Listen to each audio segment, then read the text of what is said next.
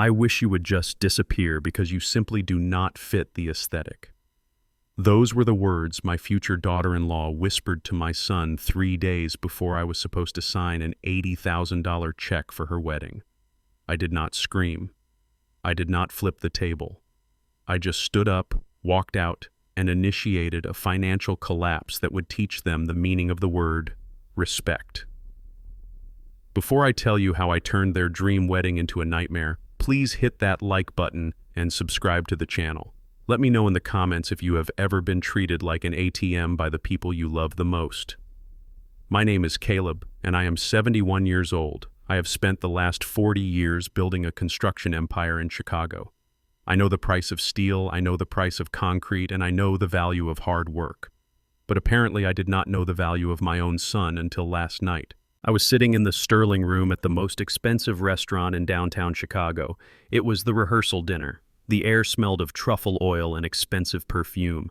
Crystal chandeliers hung from the ceiling, shimmering like diamonds. I looked around the room at the guests. Most of them were Vanessa's friends, influencers, people who spent more time looking at their phone screens than looking at each other. They were laughing, drinking champagne, and taking selfies in the lighting that I was paying for. I sat at the main family table wearing my best charcoal suit. It was a Brioni. I bought it 5 years ago for my late wife Ruby's funeral. It was classic. It was dignified. It was the suit of a man who commands respect. I took a sip of water and checked my watch. I was tired. I had spent the morning dealing with contractors at a new site and my back was aching. But I was happy. Or at least I tried to be. My son Trey was getting married. He was 32 years old. He wasn't the strongest man I ever knew. He was soft. He had never really had to struggle because I made sure the road was paved for him. Maybe that was my mistake. Vanessa came over to the table. She was glowing. She was wearing a white cocktail dress that probably cost more than my first car.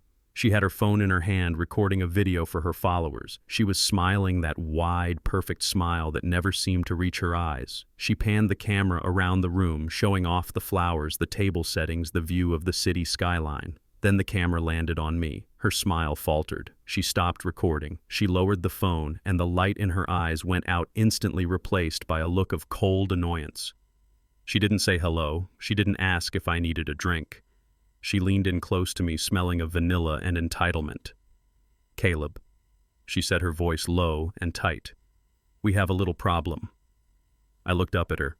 "Is everything okay, Vanessa? Is it the food?" "No, it is not the food," she snapped. "It is you. Look at that suit. It is charcoal gray, Caleb. The theme of the wedding is champagne and ivory.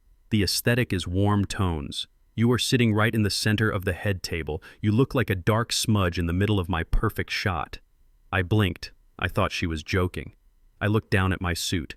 "Vanessa, this is a formal suit," I said calmly.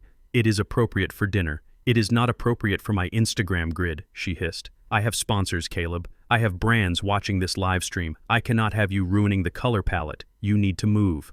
"Move?" I asked. "Move where?" She pointed to a small round table in the far corner of the room near the swinging doors of the kitchen. It was in the shadows. It was where they had put the photographer's bags and extra equipment. "Over there," she said.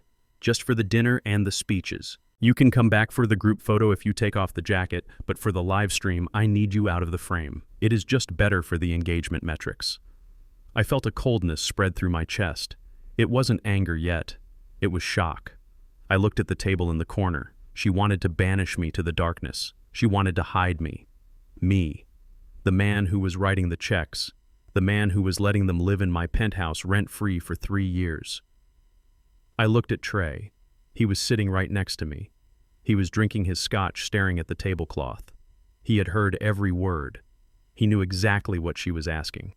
"Trey," I said, keeping my voice steady. "Your fiancé wants me to sit in the corner because my suit is the wrong color. What do you think about that?" Trey looked up. He looked at Vanessa. She shot him a look. A sharp, demanding glare that I had seen her use 1,000 times before.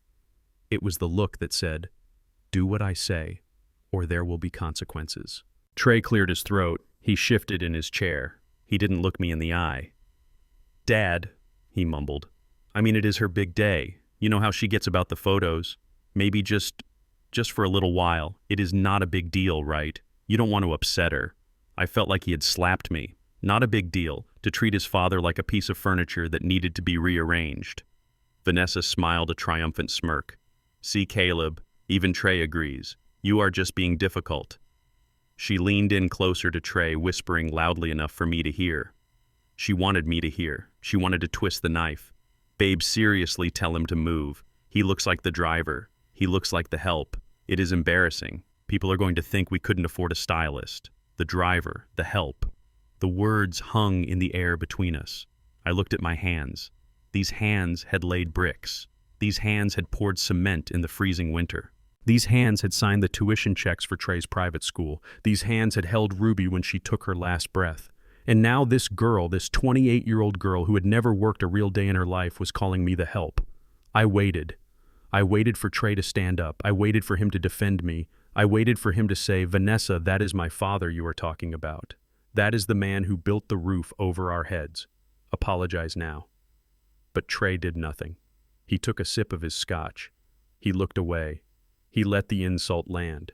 He let the disrespect stand because he was too afraid of losing his trophy wife. That was the moment. That was the exact second the bridge burned down. I didn't say a word. I didn't raise my voice. I didn't throw my drink in her face. I simply pushed my chair back. The legs of the chair scraped against the expensive hardwood floor, creating a harsh sound that made a few people turn their heads. I stood up. I buttoned my charcoal gray jacket. I smoothed the lapels. Where are you going? Vanessa asked, annoyed. We are about to start the toasts. You need to move to the corner now so I can start the stream. I looked down at her. I looked at her perfectly painted face. I looked at her empty eyes. Then I looked at Trey. I am not moving to the corner. I said, my voice low and heavy like a hammer hitting steel. And I am not staying for the toasts. Trey looked up alarmed. Dad, wait. What are you doing? You can't leave. People will talk. Let them talk, I said. I turned around. I walked past the table with the champagne tower. I walked past the influencers with their ring lights. I walked past the waiters holding trays of hors d'oeuvres that I had paid for. I walked straight to the double doors. The valet was waiting outside. Sir, are you leaving already? The valet asked, surprised. The party just started. I handed him my ticket. The party is over, son, I said. At least it is for me. I stood on the curb waiting for my car. The night air was cool on my face. Inside the restaurant, the music was playing. They were probably wondering where the old man went. They probably thought I had gone to the bathroom. They probably thought I would come back and sit in the corner like a good, obedient dog. But the dog had just broken the leash. And as I saw my car pull up, I reached into my pocket and felt my checkbook. The checkbook that held the $80,000 balance payment due tomorrow morning. I wasn't a driver. I wasn't the help. I was the bank. And the bank was officially closed. The double doors of the restaurant swung shut behind me, cutting off the sound of laughter and the clinking of crystal glasses. The silence of the Chicago night was heavy, filled only with the distant hum of traffic and the thumping of my own heart. I stood on the sidewalk for a moment, adjusting my cuffs, trying to regulate my breathing. It was a cold night, but the heat rising in my chest made me want to loosen my tie. I didn't. Discipline. That was the code I lived by. You never let them see you sweat. I signaled the valet. He was a young kid, maybe 20 years old, shivering in his uniform. He nodded and ran toward the lot. Dad, wait. I didn't turn around. I knew the voice. It was the voice of the boy I had taught to ride a bike. The voice of the teenager I had bailed out of trouble. The voice of the man who had just sat silently while his future wife treated me like a servant. I heard his footsteps approaching fast on the pavement. He was running. For a split second, a foolish part of me thought he was coming to apologize. I thought maybe, just maybe, he had found his backbone somewhere between the appetizer and the main course. I thought he was coming to tell me he was sorry, to tell me he loved me, to tell me that no aesthetic was worth disrespecting his father. I turned around slowly. Trey stopped a few feet away from me. He was out of breath. His face was flushed, probably from the expensive scotch he had been drinking. He looked handsome in his tuxedo, I would give him that. He looked like a prince. But inside he was a pauper. Dad, come on, he said, running a hand through his hair. You can't just storm out like that. Vanessa is crying. She is literally crying in the bathroom right now. Do you know how bad this looks? I looked at him. I looked for the remorse. I looked for the son I raised. But all I saw was a man worried about appearances. She is crying, I asked, my voice flat. Is she crying because she hurt my feelings? Or is she crying because she is worried about her follower count? Trey rolled his eyes. He actually rolled his eyes at me. It was a gesture of dismissal, a gesture of a spoiled child who is tired of hearing a lecture. Dad, don't start, he said. She is under a lot of pressure. The wedding is in 3 days. Everything has to be perfect. You know how she is. She just wants the photos to look a certain way. It is not personal. Not personal, I repeated. Telling your father he looks like the help isn't personal. Telling me to hide in the corner isn't personal. Trey sighed. He looked at his watch, then back at the restaurant. He was impatient. He wanted to get back inside. He wanted to get back to the party. Look, Dad, I don't have time to argue with you right now. We have guests. Just go home, okay? Cool off. We will see you at the wedding. He took a step closer and held out his hand. But before you go, I need the check. The check. Of course. He hadn't run out here to fix our relationship. He hadn't run out here to save my dignity. He had run out here because the bill was due tomorrow morning. $80,000, the final payment for the venue, the catering, the flowers, the lighting, the price of the perfection Vanessa demanded. I looked at his hand. His palm was open, waiting, expecting. The check, I said slowly. Yeah, Trey said impatiently. The vendor needs it by 9 a.m. or they won't unlock the doors for setup. You have it on you, right? You said you would bring it tonight.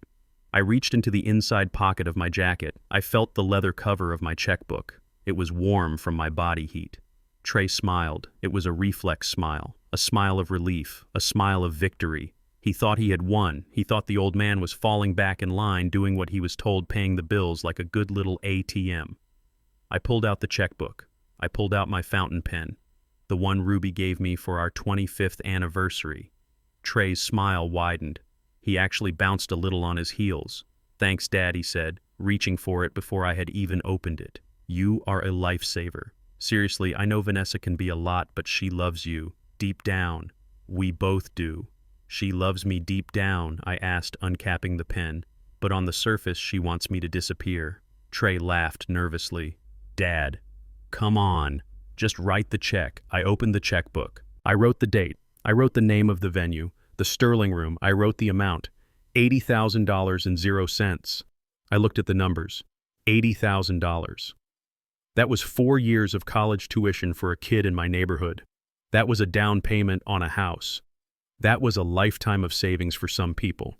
And here I was about to hand it over for a party where I wasn't even welcome in the photos. I signed my name at the bottom. Caleb Washington. I tore the check out of the book. It made a crisp, ripping sound. Trey reached for it. Here you go, I said. But I didn't hand it to him. I held it up to the light. I looked at it one last time. Then I took my other hand and grabbed the corner of the check. Trey's eyes went wide. Dad, what are you? Rip!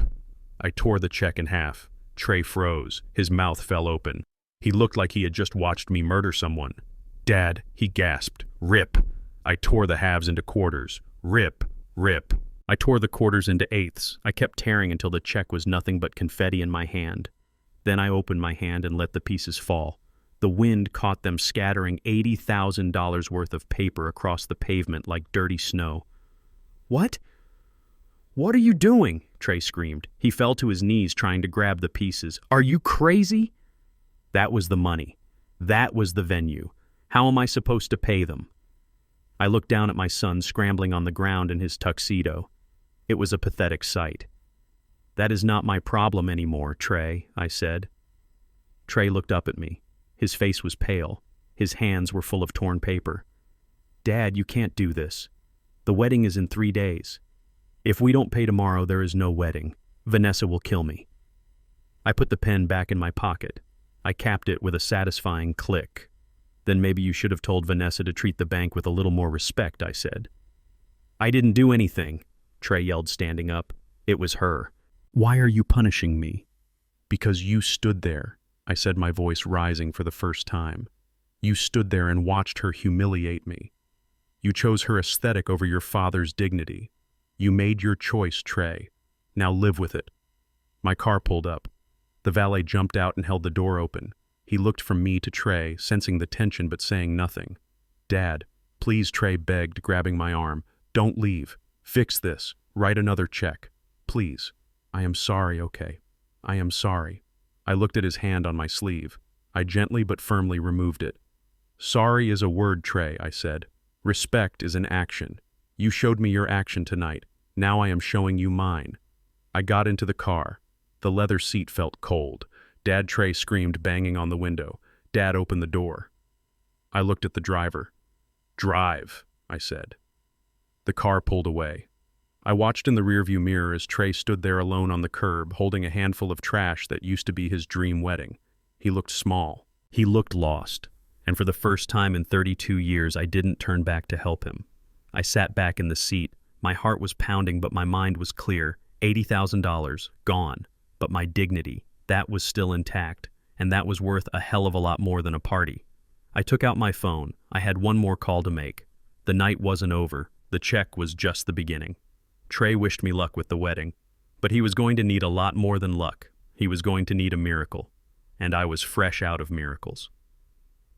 The sun rose over Lake Michigan, painting the Chicago skyline in shades of gold and pink, but I knew that inside the penthouse on the 42nd floor, the mood was anything but bright. I sat in my car parked across the street from the building I owned. I sipped my black coffee and watched the doorman greet the morning joggers. It was a beautiful building. I had bought the penthouse 5 years ago as an investment property. It was supposed to be a rental unit, generating $10,000 a month in passive income. Instead, for the last 3 years, it had been a free hotel for my son Trey and his fiancée Vanessa. I looked at the clock on the dashboard. It was 9:15 in the morning. The venue coordinator at the Sterling Room would have called them by now. The deadline for the $80,000 payment had passed 15 minutes ago, and knowing Vanessa, she would be in a state of absolute nuclear meltdown. I picked up my phone. I didn't call them. I opened the banking app. I checked the status of the platinum credit card I had given Trey for emergencies. It was a supplementary card linked to my primary account. I saw the activity log. 8:59 a.m. The Sterling Room. Charge attempted $80,000, declined. 9:01 a.m. The Sterling Room. Charge attempted $10,000, declined. 9:05 a.m. Starbucks. Charge attempted $12, declined. I allowed myself a small, grim smile. I had frozen the card at midnight. It was a simple click of a button. It was amazing how much power a father has when he finally decides to stop being a wallet and starts being a parent. They were stranded in a luxury apartment with a view of the city, but they couldn't even buy a cup of coffee. I stepped out of the car. I wasn't alone. Walking beside me was a man named Mike. Mike was a locksmith I had used on my construction sites for 20 years. He was a man of few words and heavy tools. He carried a drill and a digital programming pad. We took the elevator up. The silence in the lift was comfortable. Mike didn't ask why we were drilling out a lock on a Saturday morning. He knew who paid the bills. We stepped out onto the 42nd floor. There was only one door, the heavy mahogany door that led to my son's sanctuary. I could hear them before I even touched the handle. The soundproofing in this building was top tier, but Vanessa's voice operated at a frequency that could cut through glass. "Fix it, Trey," she was screaming. Her voice was shrill, hysterical. "The coordinator just emailed me. They are releasing the date. They are giving the room to another couple on the waiting list. Do you hear me? We are losing the venue." I stood there in the hallway listening. I nodded to Mike. "Do it," I whispered. Mike didn't knock. He didn't pick the lock. He connected his digital pad to the smart lock interface panel mounted on the wall. This was a high-end security system, one that allowed remote access and keyless entry. I had paid for it. I held the master administrative rights. Mike tapped a few keys. The lock beeped. A red light flashed, then turned green. "Old code deleted," Mike said softly. "New code active. Master override engaged. Physical keys are now useless." "Thank you, Mike," I said, handing him a wad of cash. "You can go wait in the truck." Mike packed up his gear and disappeared into the elevator. Now it was just me. And the door. I didn't use the new code to enter. I didn't want to barge in. That would be rude. Instead, I reached out and pressed the doorbell.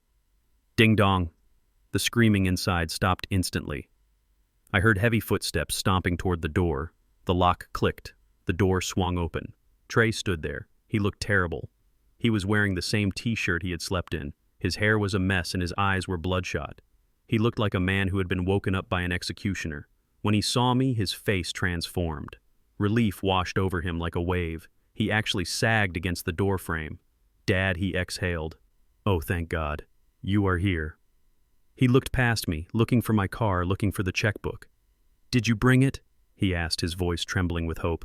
"Did you bring the money?" "I knew you wouldn't leave us hanging," I told Vanessa. "I said Dad is just teaching us a lesson. He will come through. He always comes through." I looked at him. I looked at the boy who thought my love was a limitless line of credit. "Hello, Trey," I said calmly. I stepped past him into the foyer. I didn't take off my shoes. Vanessa came running from the kitchen. She was wearing a silk robe and holding a glass of orange juice. When she saw me, she didn't apologize for last night. She didn't say good morning. She just narrowed her eyes. "Well, it is about time," she snapped, taking a sip of juice. "Do you have any idea how embarrassing this morning has been?" The card declined, Caleb. The card declined. "Do you know what the venue coordinator said to me? She asked if we needed a payment plan." Me. A payment plan. She walked over to the console table and slammed the glass down. "Fix it," she ordered, pointing at her phone. "Call them right now, give them your routing number, and while you are at it, unlock the credit card. I need to order breakfast and Uber Eats is rejecting the order." I stood in the center of the living room. I looked around. I saw the white leather sofa I had bought them as a housewarming gift. It had a wine stain on the armrest. I saw the 70-inch television I had mounted on the wall. I saw the piles of clothes, the empty champagne bottles from last night, the general air of entitlement that polluted the space. I reached into my jacket pocket. Trey smiled. He thought I was reaching for my phone to call the bank. I pulled out a white envelope. It was sealed. "Here," I said, handing it to Trey. "What is this?" Trey asked, taking it. "Is it a cashier's check?" "Open it," I said. Trey tore open the envelope. He pulled out a single sheet of paper. It wasn't a check. It was a legal document printed on heavy bond paper. Vanessa leaned over his shoulder. "What does it say?" she demanded. Trey read the header. His face went pale. He looked up at me, his mouth moving but no sound coming out. "Dad," he whispered, This is an eviction notice." Vanessa snatched the paper from his hand. "Notice to vacate," she read aloud, her voice rising an octave. "Failure to adhere to the terms of the gratuitous guest agreement. Property owner Caleb Washington hereby revokes all permissions for occupancy. Tenants must vacate the premises within 48 hours. She looked up at me. She laughed, a harsh, barking laugh. "You are joking, right?" she said. "This is a joke. You can't evict us. We live here. This is our home." "It is my house." "Vanessa," I corrected her. "My name is on the deed. My name is on the mortgage. My name is on the insurance. You are guests, and as of this moment you are unwelcome guests. But the wedding is in 3 days," Trey stammered. "Where are we supposed to go? We can't move out now." "Dad, be reasonable." "I was reasonable last night," I said, my voice cold and hard. "I was reasonable when I wore the suit I wanted to wear. I was reasonable when I sat at the table you assigned me, but you told me I didn't fit the aesthetic. You told me I looked like the help." I took a step closer to them. "Well, here is the reality check, children. The help doesn't own a $3 million penthouse. The driver doesn't pay the electric bill. The ATM is out of order." Vanessa threw the paper on the floor. "I am not going anywhere," she screamed. "I have rights. You have to give us 30 days. I know the law. You can't just kick us out in 2 days." I smiled. It was the smile of a man who plays chess while others play checkers. "Actually, Vanessa," I said, pointing to the paper on the floor, "you should have read the agreement Trey signed 3 years ago. It specifically states that this is a tenancy at will, a guest agreement, not a lease. There is no rent being paid, therefore there are no tenant protections. You have 48 hours. I turned to the door. "And one more thing," I said. They looked at me terrified. I changed the locks on my way in. Trey's eyes went wide. "You what?" "The code you use," I said. "The one you have programmed into your phones. It is gone. The physical key in your pocket. Useless." I pointed to the door. "If you leave this apartment to get food, if you leave to go to the venue, if you step 1 foot into the hallway, the door will lock behind you, and you will not be able to get back in." Trey looked at the door, then back at me. He looked trapped. "So, we are prisoners?" he asked. "No," I said. "You are free. You are free to leave whenever you want. But once you leave, you take everything with you, because you are not coming back." Vanessa looked around the room, looking at her designer clothes, her jewelry, her wedding decorations scattered everywhere. "But we can't move everything in 2 days, she wailed. "We don't have a truck. We don't have money for movers." I shrugged. Then I suggest you start packing what you can carry, I said. I opened the door. The fresh air from the hallway rushed in. 48 hours, I repeated. And Trey, if you try to damage the property on your way out, remember one thing. I have a security deposit. It is your inheritance. Break a vase and you break your future. I walked out. I pulled the heavy mahogany door shut behind me. Click. The sound of the new lock engaging was the most satisfying sound I had heard in years. I stood in the hallway for a moment. I could hear them screaming inside. I could hear Vanessa throwing something against the wall. I could hear Trey begging her to calm down. I adjusted my tie. I pressed the button for the elevator. I had just made them homeless. I had just canceled their wedding. I had just cut off their money. A weaker man might have felt guilty. A softer father might have turned back. But I wasn't weak, and I wasn't soft. I was a contractor, and sometimes when a building has a rotten foundation, you have to tear it down to the studs before you can build something that will stand. The elevator arrived. I stepped in. Going down, the voice of the elevator said. No, I thought as the doors closed. I am finally going up. They are the ones going down, and it is a long way to the bottom. The vibration of my phone against the mahogany desk was not a gentle hum. It was an angry, relentless buzzing that sounded like a hornet trapped in a jar. I had just finished my coffee, the only peaceful moment I had experienced in 24 hours when the digital assault began. I did not pick up the phone immediately. I looked at the screen. It was a notification from Instagram, then another, then a text message from my sister in Atlanta, then a missed call from the pastor of my church. Modern warfare is not fought with guns or tanks anymore. It is fought with tears filters and high-speed internet connections. I swiped open my phone and there she was. Vanessa. She was live. She was sitting on the edge of a bed in what looked like a Motel 6. The lighting was dim, carefully arranged to cast shadows across her face to emphasize her cheekbones and her sorrow. She was not wearing the designer silk robe she had worn yesterday morning. She was wearing an oversized gray t-shirt that looked threadbare. Her hair, usually sprayed and styled to perfection, was pulled back in a messy bun with loose strands falling tragically over her eyes. She wasn't wearing makeup, or rather she was wearing the kind of makeup designed to look like she wasn't wearing makeup. The no makeup look that takes an hour to apply. I tapped the screen to unmute the video. Her voice filled my study. It was soft, shaky, broken. Guys, she whispered, wiping a non-existent tear from her eye. I promised I would always be real with you. I promised to show you the glam, but also the grit. And today is just grit. She sniffled loudly. The viewer count in the corner of the screen was climbing. 5,000, 8,000, 10,000. People love a car crash, especially when the victim is a pretty girl in a cheap hotel room. As many of you know, my wedding is in 3 days, she continued, looking directly into the camera lens. It was supposed to be the happiest day of my life, but last night we lost everything. We are homeless. The chat stream on the side of the screen exploded with emojis, broken hearts, angry faces, questions asking what happened. It is Trey's father, she said, her voice dropping to a terrified whisper. We have been trying to keep it private for so long, because we love him. But his condition, it has gotten so much worse. I sat back in my leather chair. Condition. I leaned in closer. He has early onset dementia. She lied. The words rolled off her tongue as easily as if she were ordering a latte. He gets confused. He gets paranoid. He forgets who we are. Last night he had an episode, a violent episode. He thought we were strangers breaking into his house. He kicked us out. He canceled the wedding venue because he thought it was a government facility. He left us on the street with nothing. I felt the blood in my veins turn to ice. It was a brilliant lie. Evil, but brilliant. If she had called me mean, people might have taken my side. If she had called me strict, people might have understood. But by calling me sick, she stripped me of my agency. She made herself the victim of a tragedy and me the villain of a medical disaster. He cut off our credit cards. She sobbed, letting a single tear track perfectly down her cheek. He controls all the money. He uses it to manipulate us. He won't let us get our clothes. He won't let us get our wedding bands. We are terrified guys. Not for us, but for him. He is alone in that big house with all those guns, and he doesn't even know what year it is. The comments were scrolling so fast I could barely read them. Save Caleb. Call Adult Protective Services. That poor girl. Trey needs to get power of attorney. That was the end game.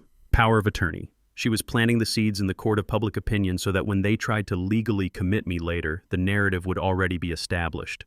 My phone rang again. It was my cousin Marcus. I answered it. Caleb Marcus shouted over the line, "What in the world is going on?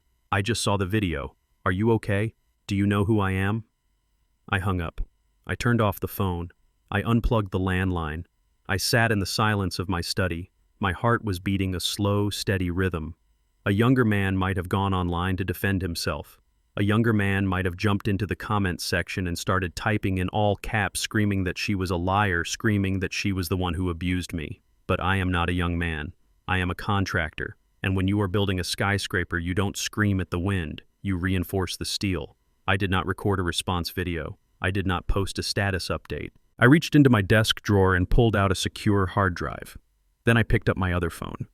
The encrypted work phone that only my foreman and my lawyer had the number to. I dialed a number.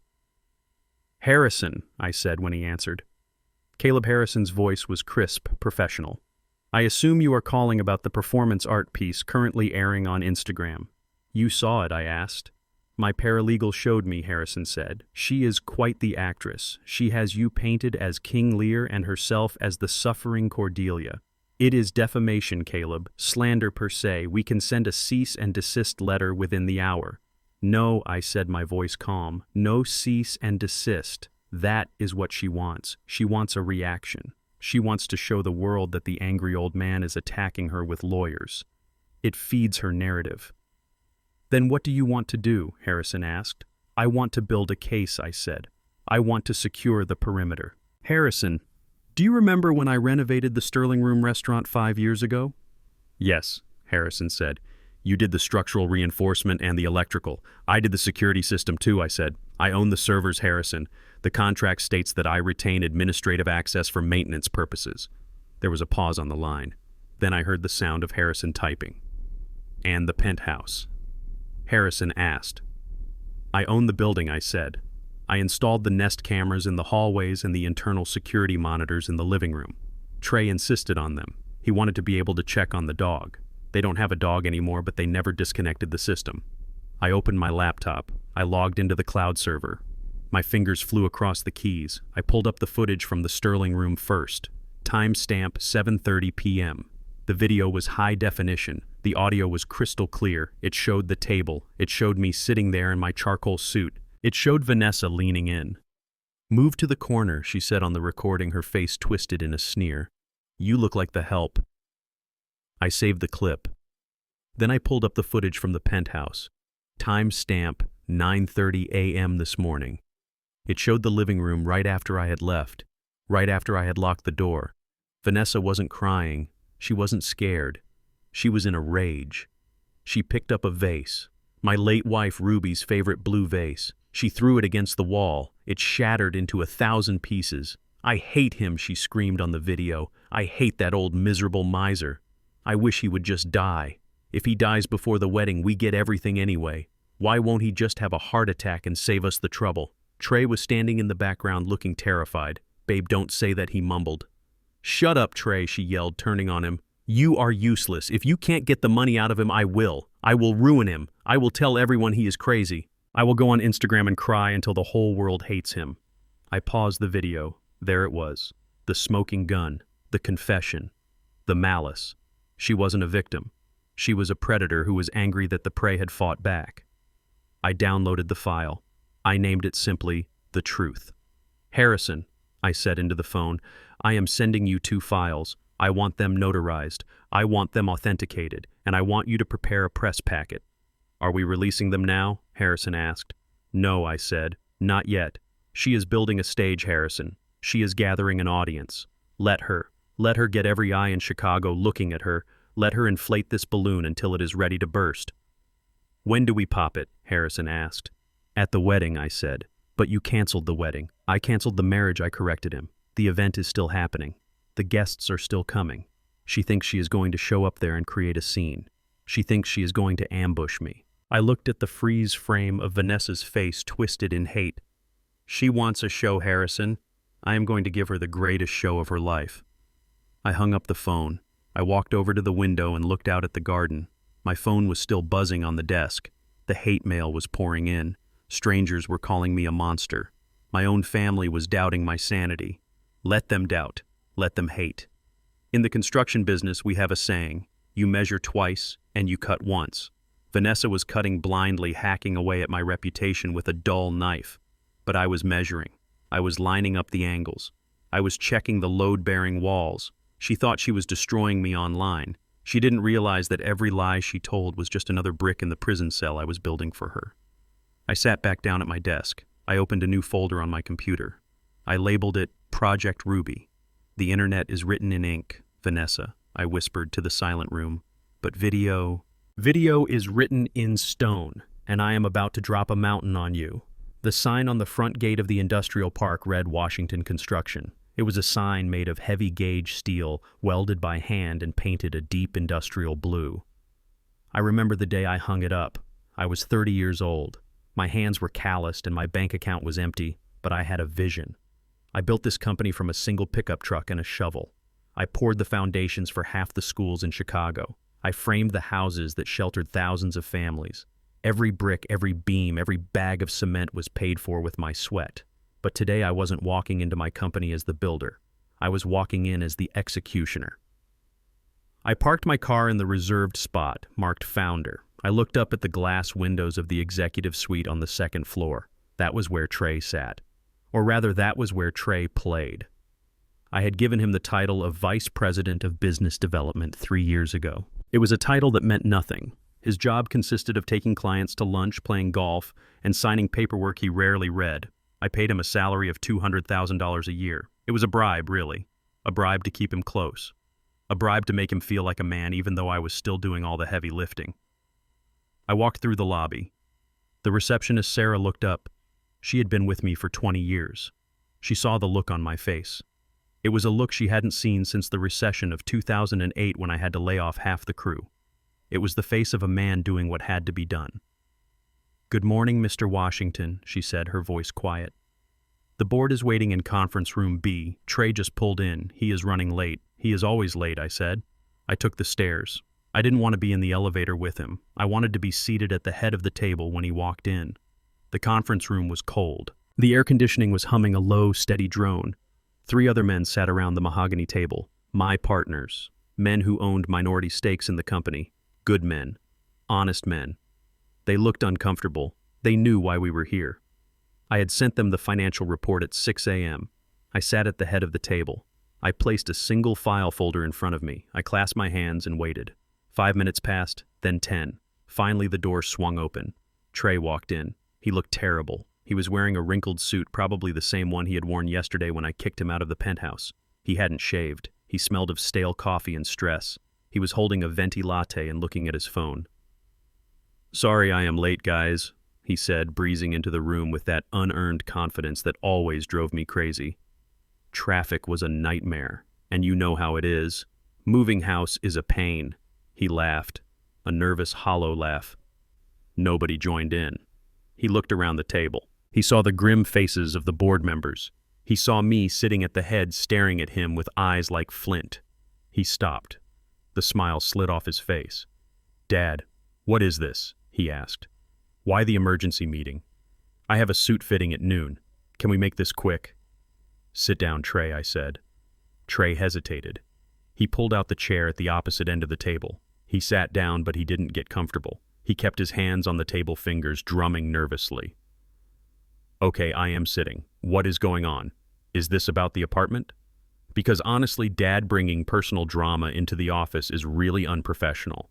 I opened the file folder. "This is not about the apartment, Trey. This is about the corporate credit card.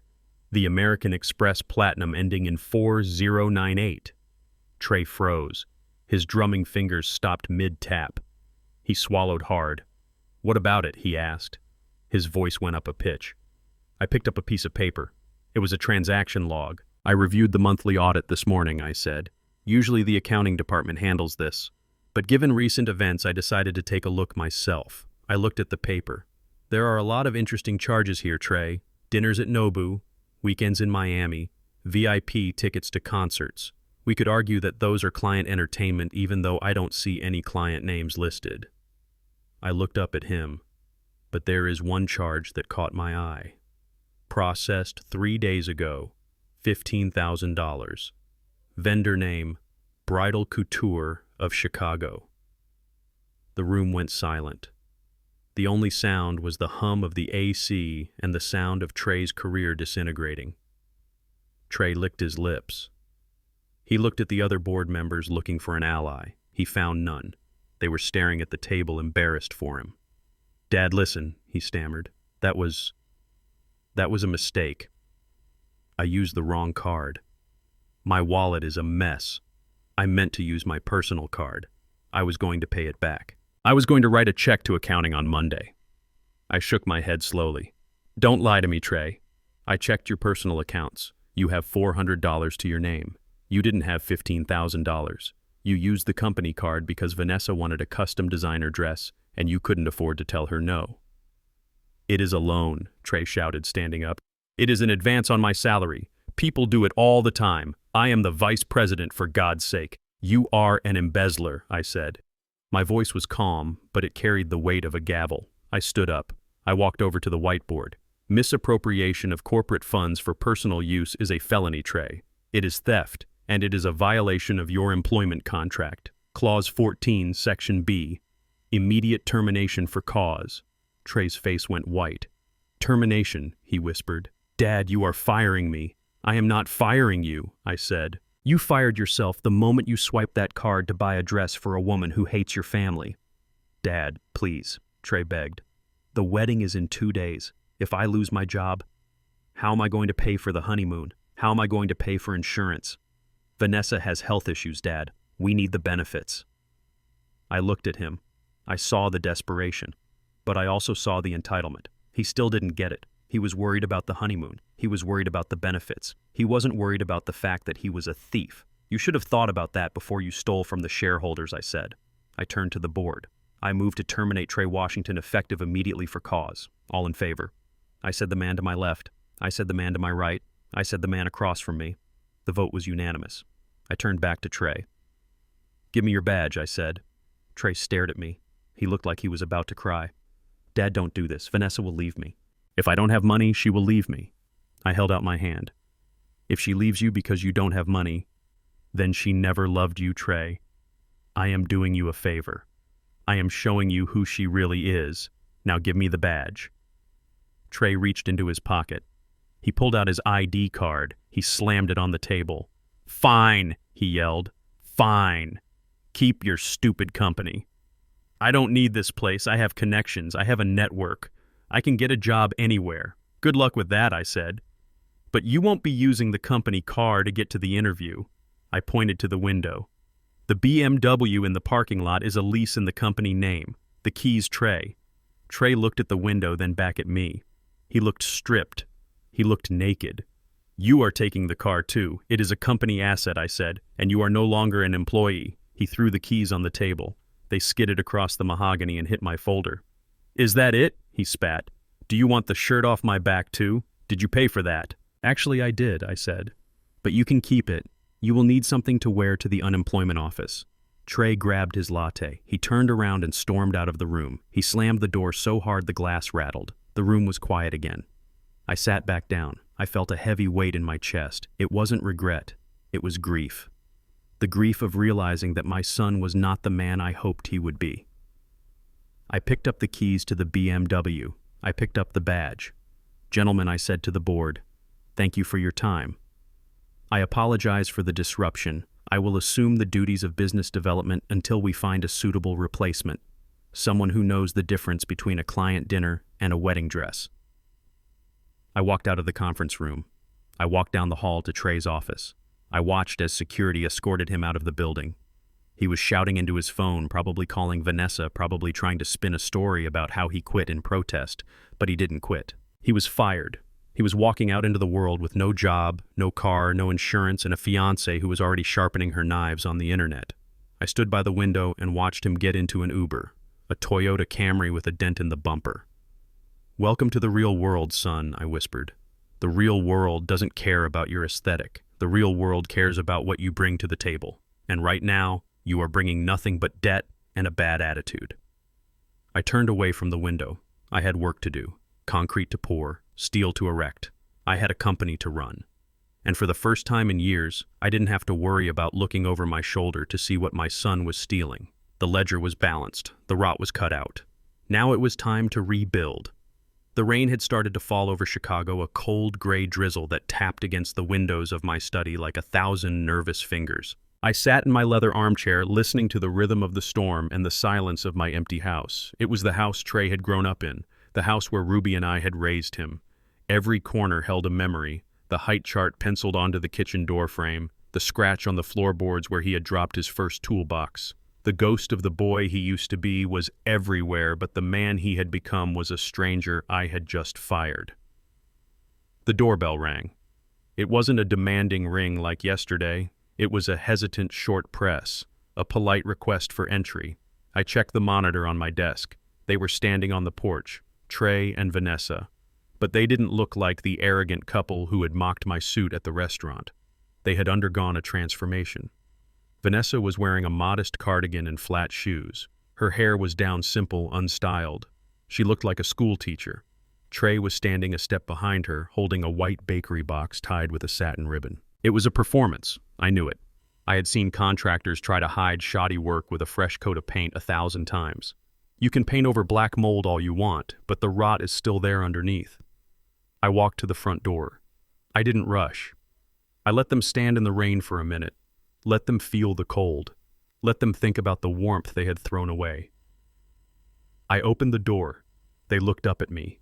Vanessa's eyes were red-rimmed. She had clearly been crying, or at least she had rubbed her eyes hard enough to make them look that way. "Hi, Dad," Trey said softly. "Can we come in? It is raining." I stepped aside. I didn't say yes. I didn't say no. I just made space. They walked into the foyer. They brought the smell of damp wool and nervous sweat with them. Trey placed the bakery box on the hallway table.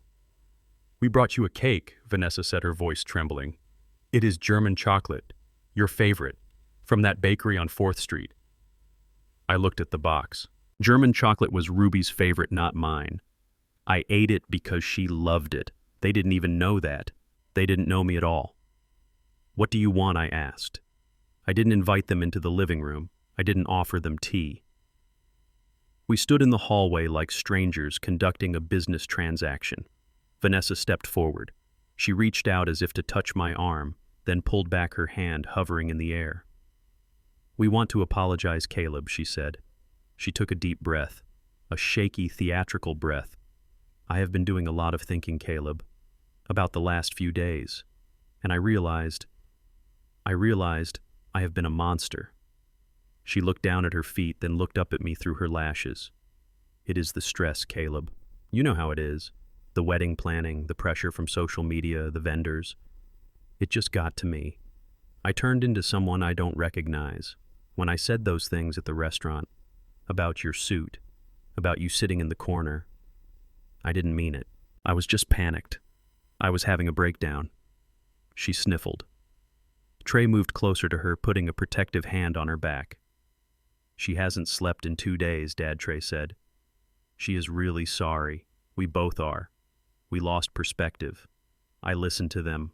I watched their faces. It was a good script. If I were a softer man, if I were the lonely old fool they thought I was, I might have bought it. I might have hugged them. I might have said, 'It is okay, kids. Everyone makes mistakes.' But I wasn't that man." "And the wedding dress, Trey," I asked, looking at him, "was stealing $15,000 from my company also just stress? Was that a breakdown too?" Trey flinched. He looked at the floor.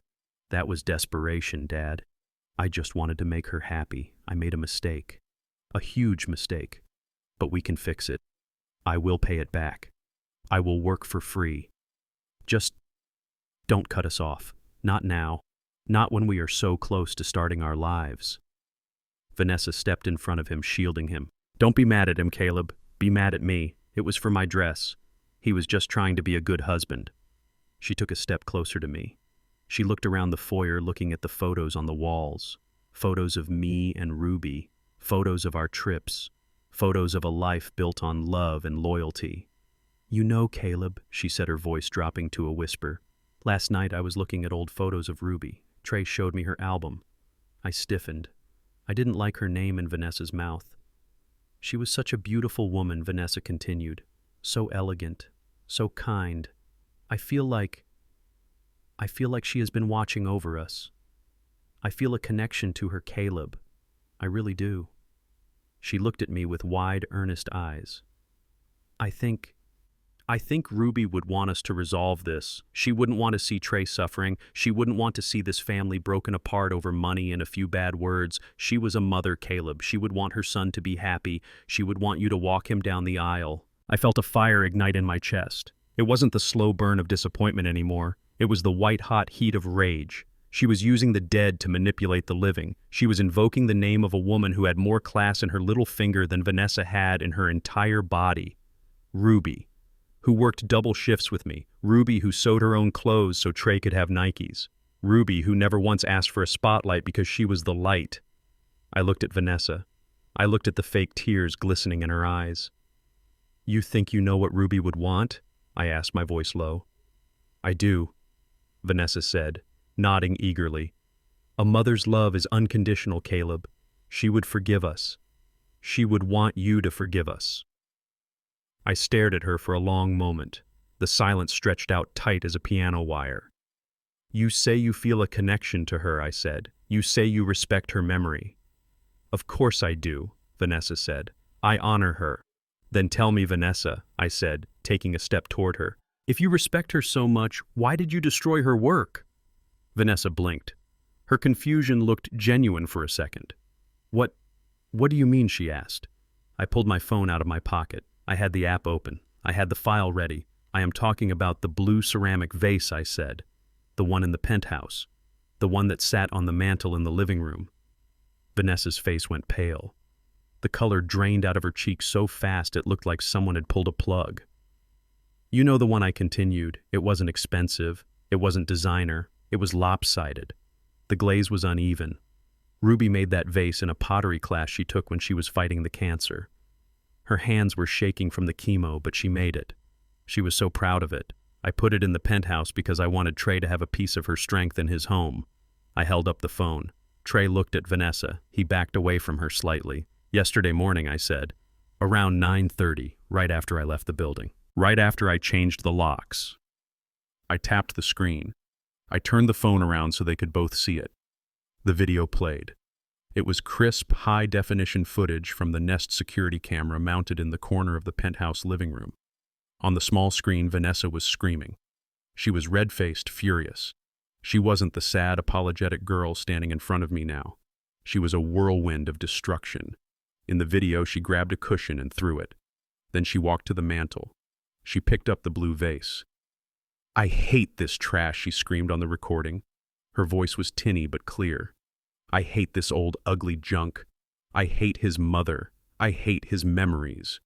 She raised the vase high above her head, and she smashed it. She threw it against the marble floor with all the force of her entitlement. The sound of the shattering ceramic echoed from my phone speaker, filling the quiet hallway of my house. I watched Vanessa watch herself. I saw her eyes widen in horror. She wasn't horrified that she had done it. She was horrified that I had seen it. The video ended. I put the phone back in my pocket. Vanessa stood there frozen. Her mouth hung open, but no words came out. There was no script for this.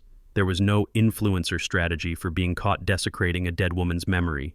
"You honor her?" I asked, my voice shaking with emotion. "You feel a connection to her?" "Caleb, I didn't know. You didn't know it was hers," I cut her off. "Or you didn't care. It doesn't matter, because you called it trash. You called my wife's fight against cancer junk." I looked at Trey. He was staring at Vanessa as if he was seeing a stranger. "You stood there, Trey," I said, looking at my son. "I saw you in the video. You were standing right there.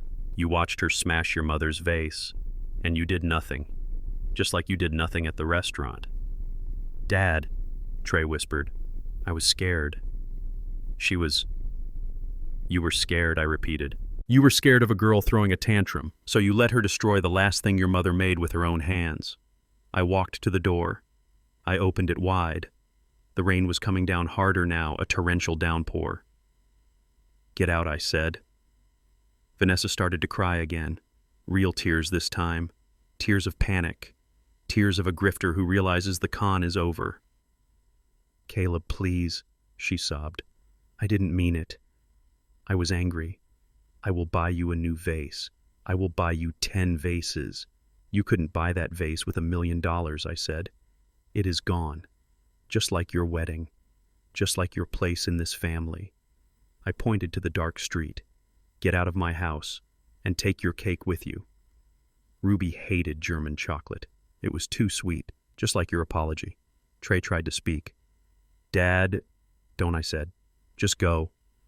Go back to your hotel. Go back to your empty life. And when you look at Vanessa, try not to see the girl you love. Try to see the woman who smashed your mother's soul into the floor because she couldn't get her way." They walked out. They moved slowly like people walking to the gallows. Vanessa was sobbing loudly, her shoulders shaking. Trey was silent, his head hanging low. I watched them get into Trey's dented Toyota. I watched the taillights fade into the rain. I closed the door. I locked it. I walked back to the hallway table. The white bakery box was still there. They had forgotten it. I picked it up. I walked to the kitchen and dropped it into the trash can. I went to the living room and sat down in front of the fireplace. On the mantel there was a photo of Ruby. She was smiling, her hair wrapped in a scarf from the treatment, her hands covered in clay, holding up that lopsided blue vase. "I am sorry, Ruby," I whispered to the empty room. "I couldn't save the vase, but I saved myself, and I am going to save your son, even if I have to destroy him to do it." The house was quiet again, but it wasn't lonely. It felt clean. The air felt lighter. The lie had entered my home, but I had not let it stay. I closed my eyes and listened to the rain washing everything away. The fluorescent lights of the empty office hummed with a low electric buzz that sounded like a headache waiting to happen. It was 8 o'clock at night. The cleaning crew had already come and gone, leaving the carpets with those fresh vacuum lines that always made a place look orderly, even when everything was falling apart. I was standing in the executive suite, standing in the office that belonged to my son until 6 hours ago. I held a cardboard box in my hands. A simple brown banker's box, the kind used to store tax returns or old files. But tonight, it was a coffin for my son's career. I moved methodically around the desk. I wasn't throwing things. I was packing them. Even in anger, I am a man of order. I picked up the silver-framed photo of Trey and Vanessa from their engagement shoot in Paris. I placed it face down in the box. I picked up the Newton's cradle that clicked back and forth on his desk, a toy for a man who never had enough real work to keep his hands busy. Into the box.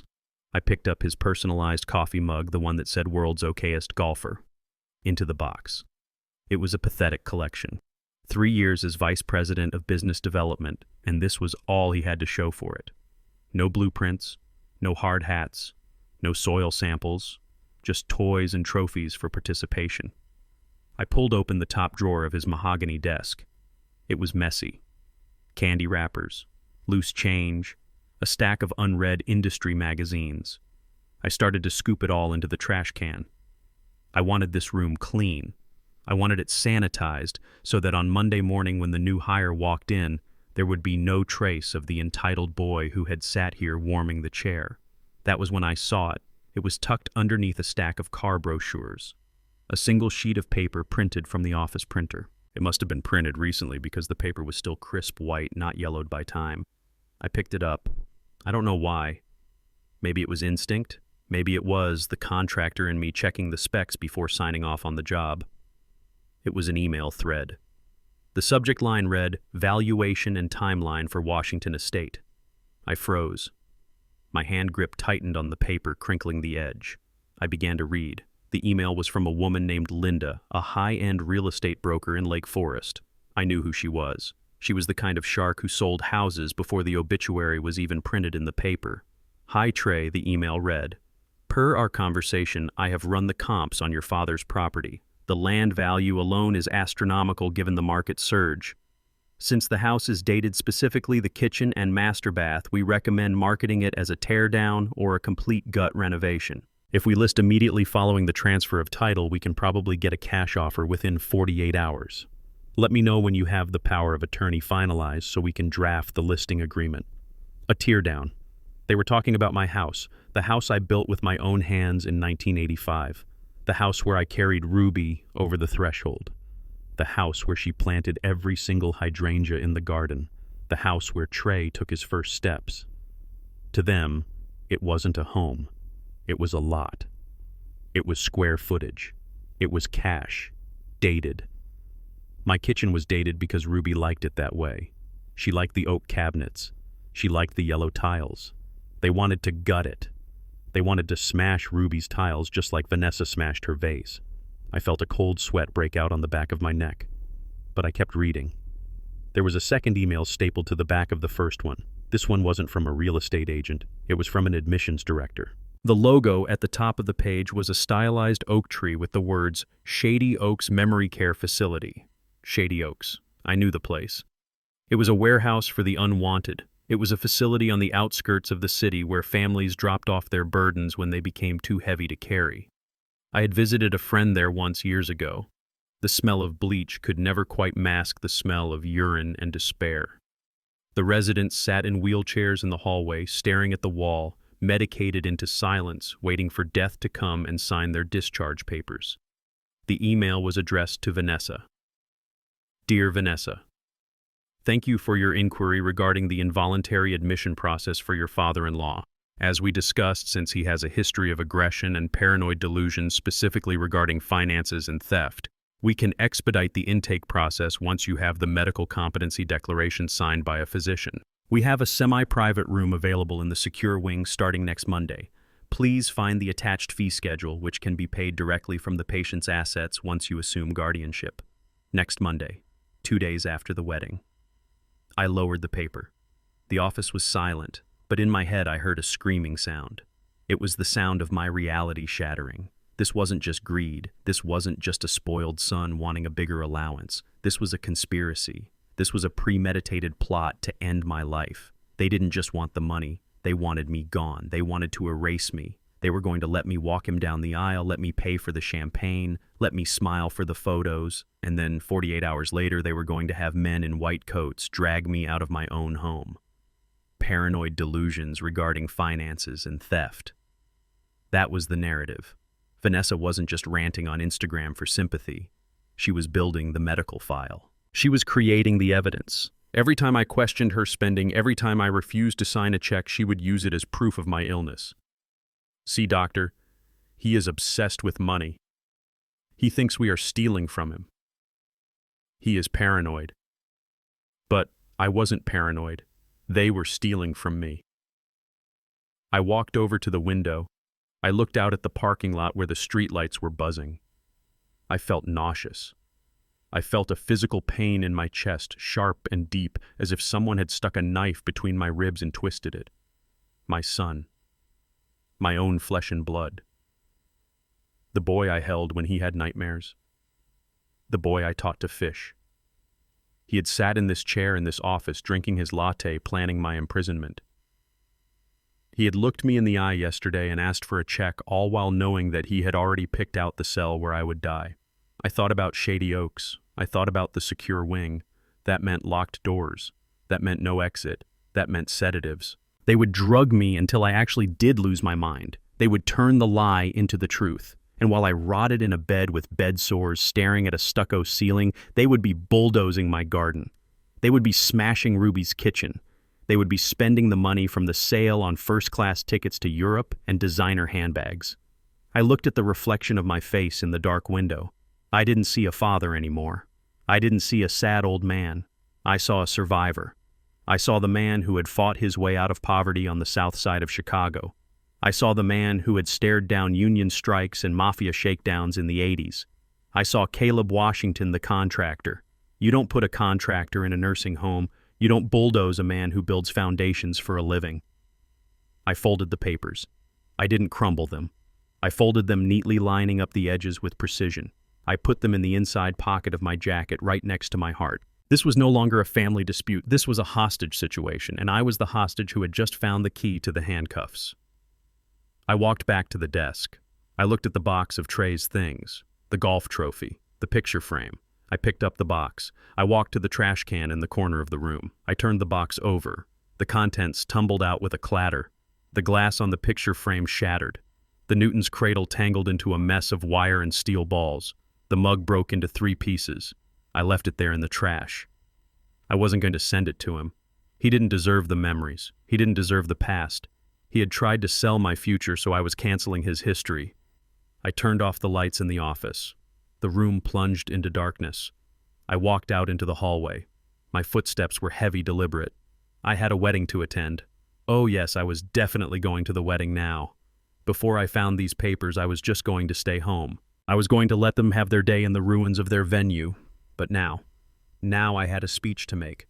Vanessa wanted a show. She wanted drama. She wanted a story to tell her followers. I was going to give her a story. I was going to give her the kind of story that doesn't end with a like and a subscribe. I was going to give her the kind of story that ends with a gavel and a prison sentence. I took out my phone. I dialed my lawyer, Harrison. It was late, but I knew he would answer. "Harrison," I said when he picked up.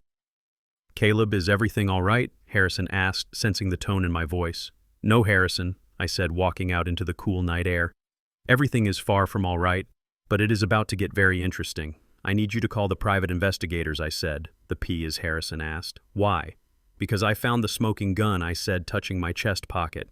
"And I need to know who else is involved. I need to know if the doctor at Shady Oaks is on their payroll. I need to know if the real estate agent is getting a kickback. I want the emails, Harrison. I want the texts. I want to burn their entire network to the ground." I unlocked my car door. "And Harrison," I added. "Yes, Caleb." "Draft a new will." "A new will," Harrison repeated. "Who is the beneficiary?" I looked up at the moon. It was full and bright, illuminating the world with a cold, uncompromising light. "The Ruby Washington Foundation for Children," I said. "Every dime, Harrison. Every single dime. If I die tomorrow, I want Trey to inherit nothing but his own conscience." I got into the car. I started the engine. The radio came on, playing a soft jazz tune. I turned it off. I wanted silence. I needed silence to plan the war. They wanted to put me in Shady Oaks. They wanted to declare me incompetent. Well, they were about to find out just how competent I really was. The contract lay on my mahogany desk under the harsh glare of the reading lamp. It was a thick document, 20 pages of fine print regarding the rental of the Sterling Room for a period of 8 hours. I ran my hand over the paper. It felt heavy. It felt like a deed to a property. And in a way it was. I looked at the signature line at the bottom of the last page. It didn't say Trey Washington. It didn't say Vanessa Miller. It said Caleb Washington. I was the guarantor. I was the client.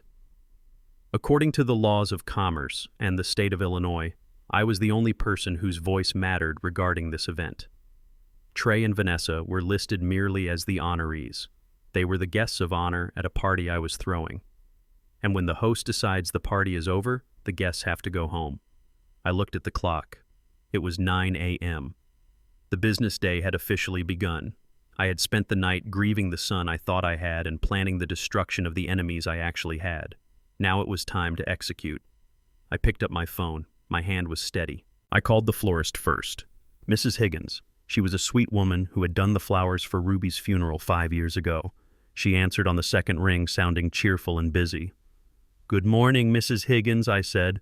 "It is Caleb Washington." "Oh, Mr. Washington," she chirped. "We are just loading the vans. The white roses are spectacular. Vanessa is going to be so pleased. We have thousands of them. It looks like a snowstorm in here."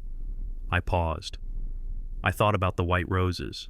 Vanessa had insisted on them because they were pure. She wanted everything white. White flowers, white linens, white drapes. She wanted to project an image of innocence that she didn't possess. "Mrs. Higgins," I said, my voice low and gentle. "There has been a change of plans." "A change?" she asked, sounding worried. "Oh dear. Is it the weather? We can tent the patio if it rains." "No, Mrs. Higgins," I said. "It is not the weather. The wedding is canceled." There was a silence on the line, a long, stunned silence. "Canceled," she whispered. "But the flowers are cut. The arrangements are built. Mr. Washington, I can't refund the cost at this late hour. The contract says..." I know what the contract says. Mrs. Higgins, I interrupted her. And I don't want a refund. I paid you $30,000 for those flowers, and I intend to use them. You do, she asked, confused. But if there is no wedding, bring them to the venue, I said. Load the vans. Set them up exactly as planned. But Mrs. Higgins, I want you to make one adjustment. Yes. Take out the white ribbons, I said, the ones with Trey and Vanessa's initials. Cut them out.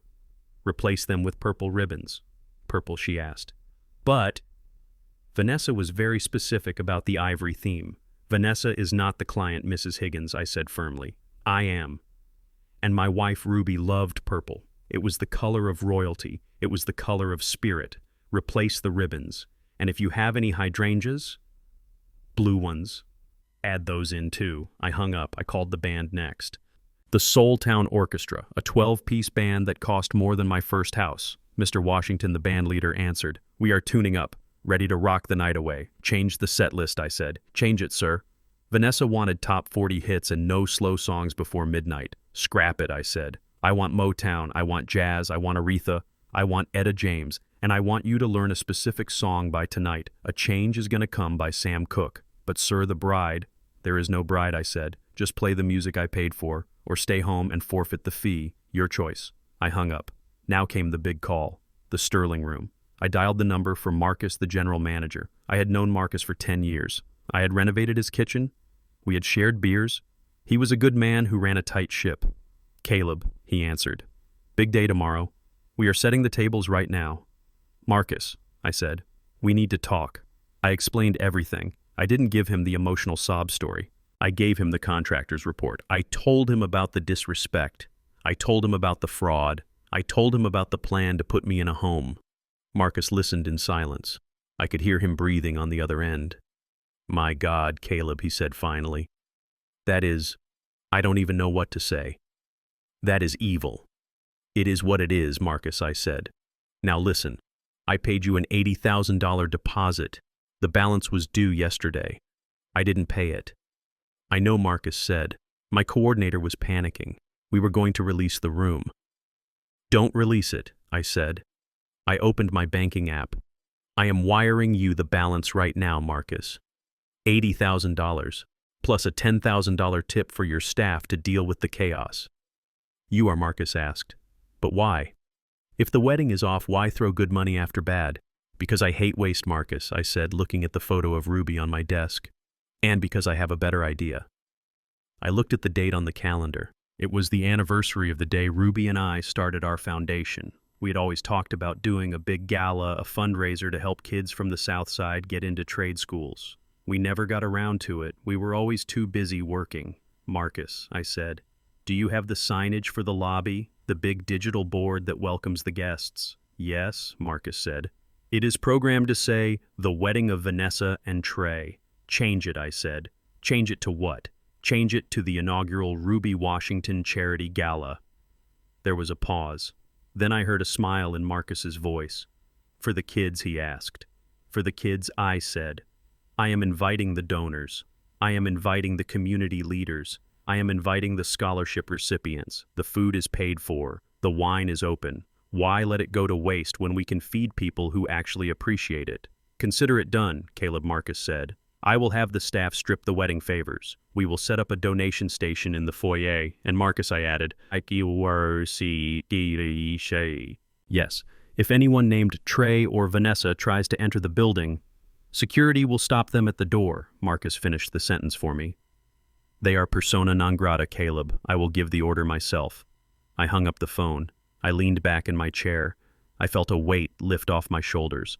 I wasn't destroying something anymore. I was building something. I was taking the wreckage of their greed and turning it into a monument to my wife.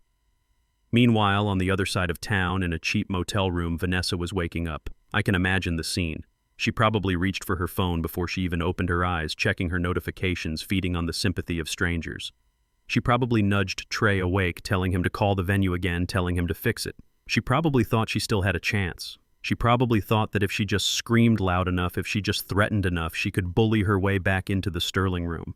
She picked up her phone. She dialed the number for the venue coordinator. She put it on speaker so Trey could hear. I imagine her voice was dripping with that fake sweetness she used when she wanted something. "Hi, this is Vanessa Miller, the bride," she would say. "I am calling to confirm the setup for tomorrow. We had a little hiccup with the payment, but my fiancé is sorting it out with the bank right now.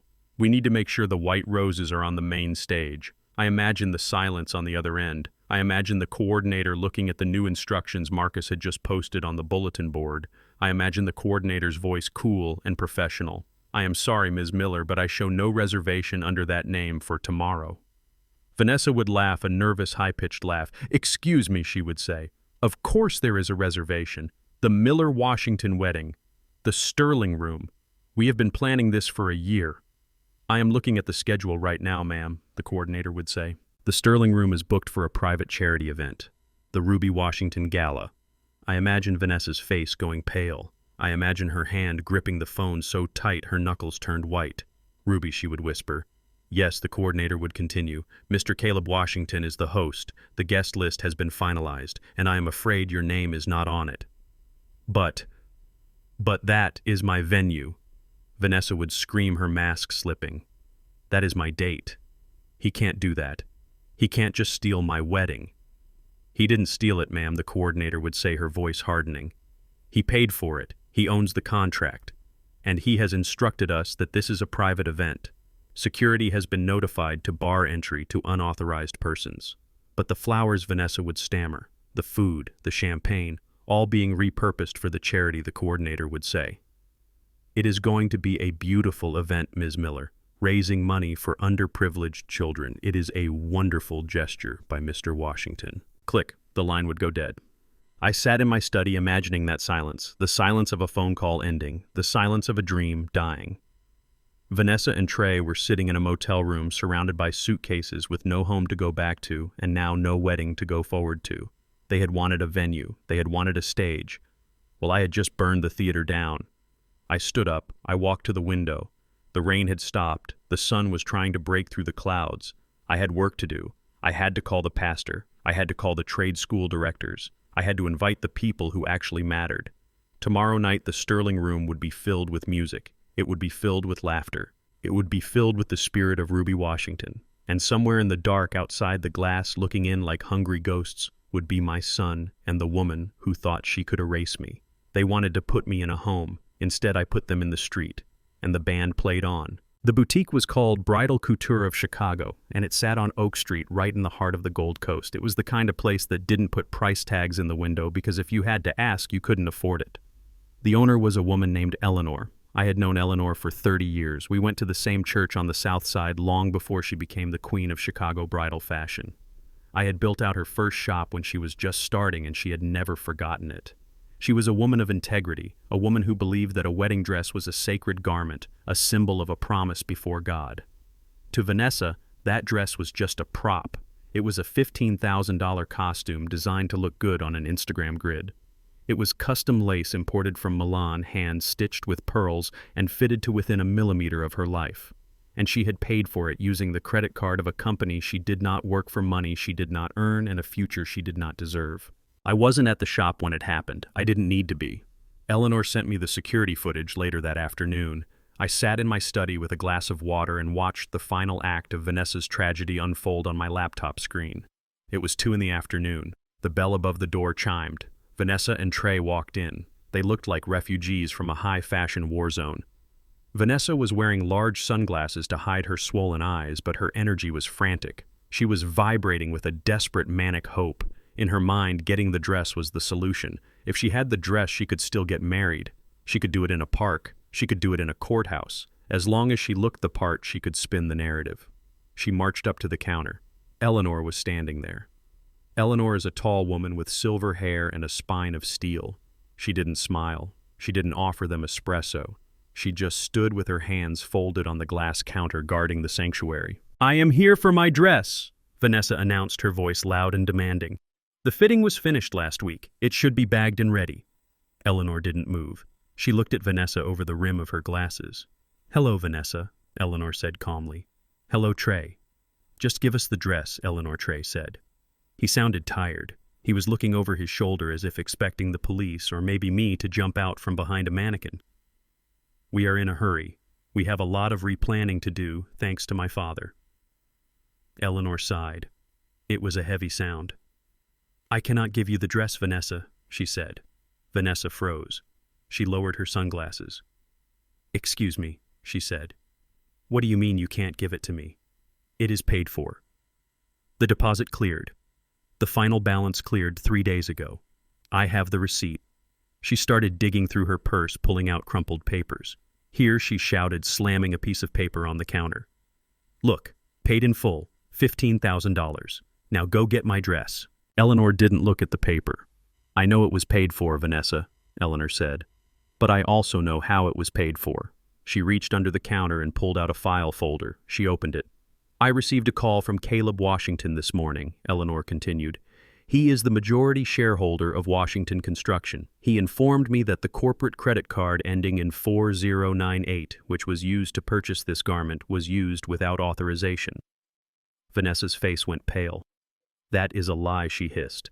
Trey is the vice president. He is allowed to use the card.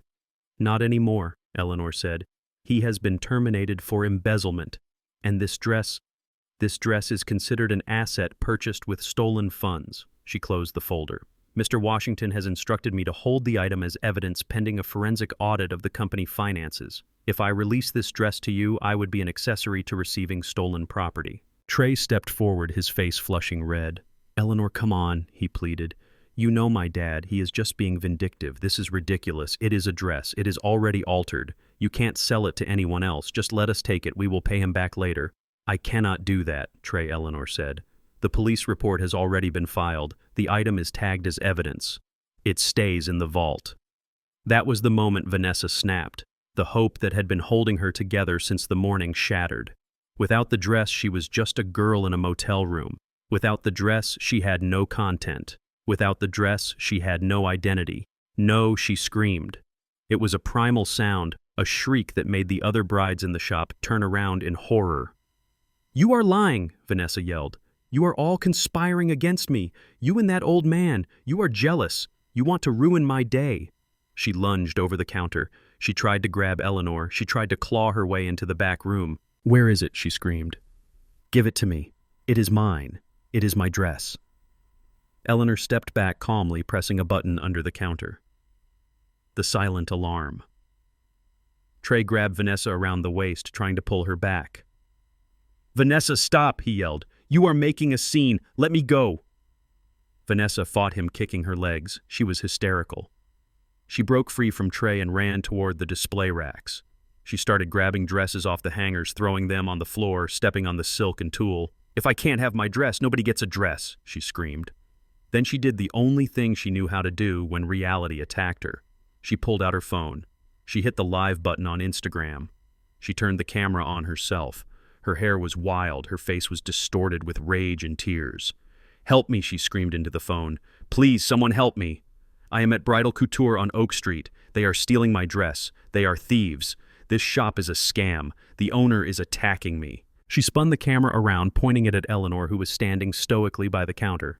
Look at her, Vanessa yelled. Look at this woman. She is ruining a bride's life. She is keeping my property. Everyone review bomb this place right now. Destroy them. The comments started flying up on the screen, but they weren't the supportive comments Vanessa expected. People were watching a woman destroy a high-end boutique. People were seeing the madness in her eyes. Ma'am, you need to leave, Eleanor said, her voice cutting through the noise. The police are on their way. I am not going anywhere, Vanessa shrieked. I am staying right here until I get my dress. She ran to the window display. There was a mannequin wearing a vintage lace gown. Vanessa grabbed the mannequin. She shook it violently, trying to rip the dress off. This one will do, she yelled. I will take this one. Trey was cowering in the corner, covering his face. He knew. He knew this was the end. Sirens wailed outside. 2 police officers walked in. They were big men, Chicago PD. They took one look at the scene. The dresses on the floor, the screaming woman, the terrified customers. Ma'am, step away from the mannequin, one officer ordered. Vanessa spun around, holding the phone up like a shield. You can't touch me, she yelled. I am live. The world is watching. This is police brutality. The officer didn't blink. He walked over to her. He gently but firmly took the phone from her hand. He turned it off. The live stream ended. The stage went black. "Ma'am, you are trespassing and destroying private property," the officer said. Vanessa looked at him. Then she looked at Trey. "Help me," she whispered. Trey looked up. He looked at the woman he had destroyed his life for, and he did nothing. He just shook his head. The officers grabbed Vanessa's arms. She went limp. The fight drained out of her as quickly as it had arrived. "But my dress," she whimpered as they marched her toward the door. "I just wanted to be beautiful." Eleanor walked out from behind the counter. She picked up a silk hanger from the floor. "You were never beautiful," my dear Eleanor said softly, "because beauty comes from the spirit, and yours is ugly." They dragged Vanessa out to the squad car. Trey followed behind, head hanging low, not in handcuffs, but in a prison of his own making. I watched the video end. I closed the laptop. I thought about the dress hanging in the back of Eleanor's vault. It was a masterpiece of lace and pearl. It was meant to be worn by a woman making a vow of love. Now it was just evidence, tangible proof of a crime. I picked up my phone and called Eleanor. "I saw the footage, Eleanor," I said. "I am so sorry you had to go through that. I will pay for the damages. Every cent." "Oh, Caleb." Eleanor said, her voice tired but warm. "Don't you worry about the money. The insurance will cover the stock." But seeing the truth, that was priceless. "Is the dress safe?" I asked. "It is safe," she said. "It is locked away. Nobody will wear it, Caleb. It is tainted." "Burn it," I said. What Eleanor asked, surprised. "It is a $15,000 dress, Caleb." "I don't care," I said. "Burn it. I don't want it sold. I don't want the money back. I want it destroyed. It represents everything that went wrong with my son. It represents the lie." There was a pause. "All right, Caleb," Eleanor said. "I will take care of it." I hung up. I walked to the window of my study. The sun was setting over the city. Tomorrow was the day that was supposed to be a wedding. Vanessa had lost her venue. She had lost her home. And now she had lost her costume. She was stripped bare. But I wasn't done. There was one more act to play. The guests were still coming. The stage was still set. And tomorrow night I was going to turn the spotlight on the truth. I went to my closet. I pulled out my tuxedo, the black one, the classic one. I looked at myself in the mirror. I didn't look like the help. I didn't look like a driver. I looked like a father who had finally done his job. I brushed a speck of dust off the lapel. "Get ready, Chicago," I whispered. The show is about to begin. The neon sign of the motel flickered with a buzzing sound that was loud enough to drive a sane man crazy.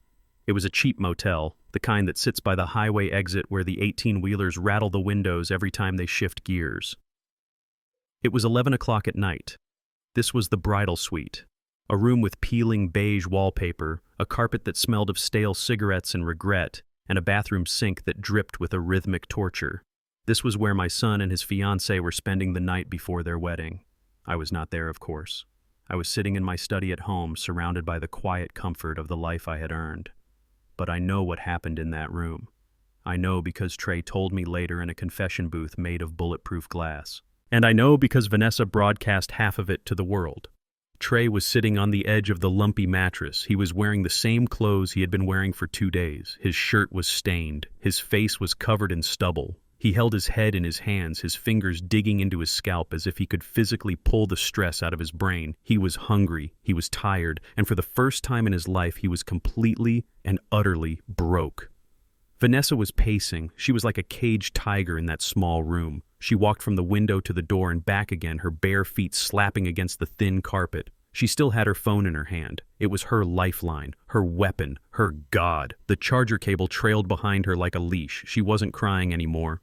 The tears at the dress shop had been a performance. Now she was in crisis management mode. She was scrolling through comments, deleting the ones that called her a thief, blocking the ones that called her a liar, and liking the ones that called her a victim.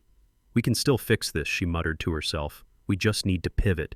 It is all about the narrative. We are the underdogs now, Trey. People love underdogs. Romeo and Juliet against the world. Love against the establishment." Trey looked up. His eyes were hollow. "Vanessa," he said, his voice cracking, "there is no wedding. The venue is gone. The dress is in a police locker. We have $40 in cash. It is over." "It is not over," she snapped, spinning around to face him. "It is only over if we say it is over, and I am not saying it. I have spent 2 years planning this day. I have brands lined up. I have a hashtag. I am not letting your father win." She sat down on the bed next to him. She grabbed his arm. Her grip was tight, painful. "Listen to me," she said, her eyes burning with a manic intensity. "We don't need the Sterling room. That place was too stuffy anyway. We don't need the expensive dress. We are going to do a gorilla wedding." Trey blinked. "A what?" "A gorilla wedding," she said. "We go to Millennium Park, the Bean, or maybe the Buckingham Fountain. Public space. Free. We do it right there in the middle of the crowd. It will be raw. It will be authentic. I will wear a white slip dress. You wear your shirt unbuttoned. We stream the whole thing." She started typing furiously on her phone. "I am drafting the post now. We tell them that your father cut us off because he is prejudiced. We tell them he is trying to control us with money, but our love is stronger than his wallet. We set up a GoFundMe, the Emergency Wedding Fund. We ask for donations. $5, $10. My followers will step up. They will pay for the hotel. They will pay for the honeymoon."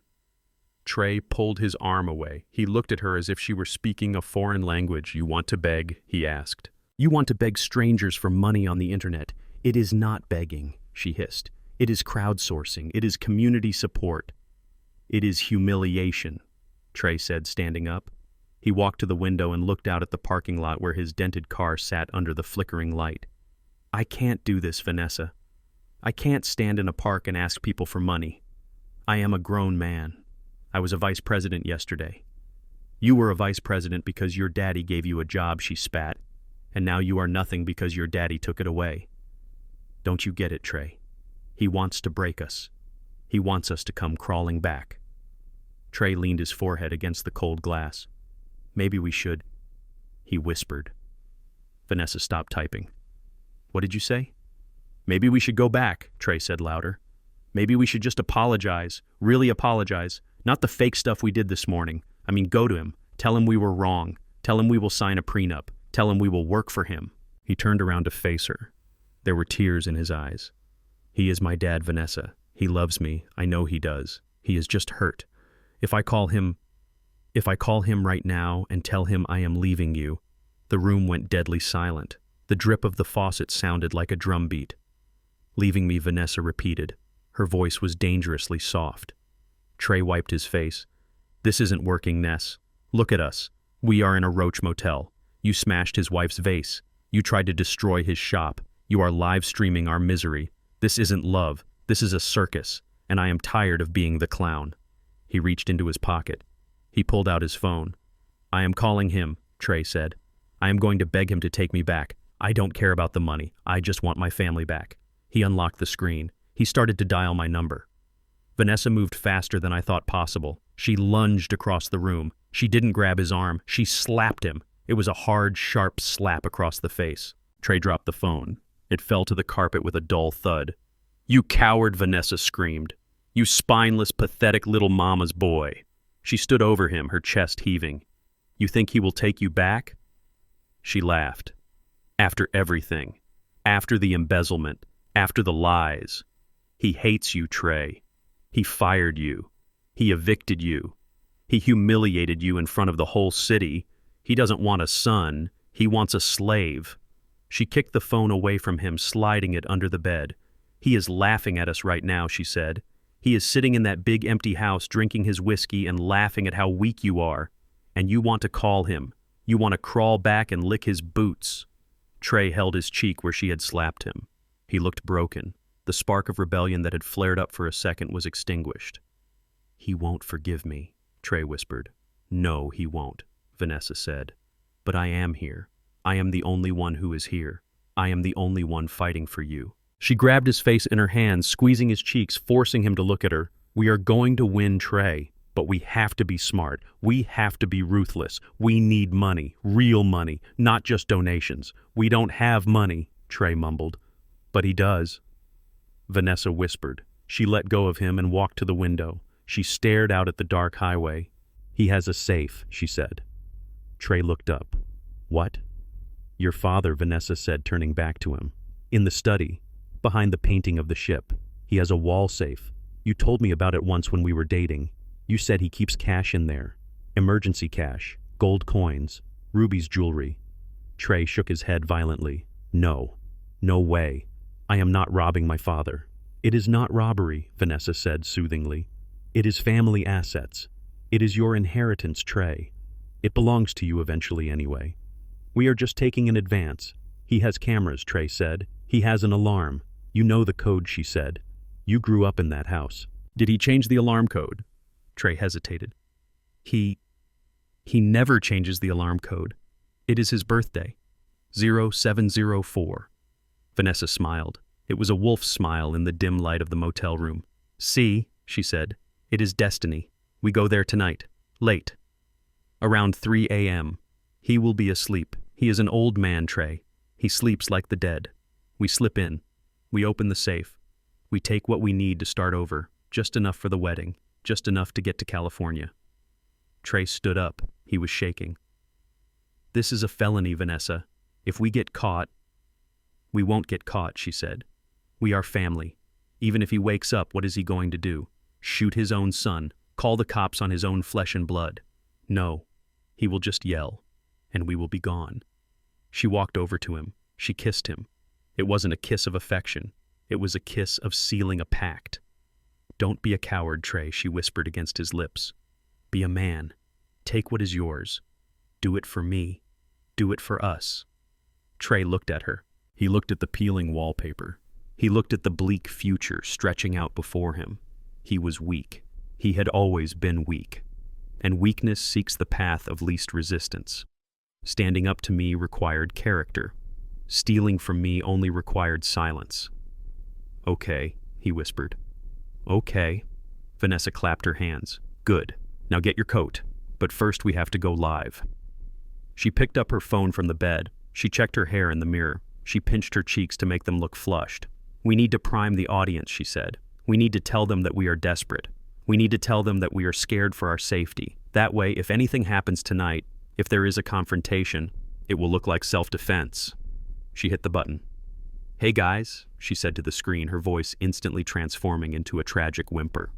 Thank you so much for the love. We are reading every comment.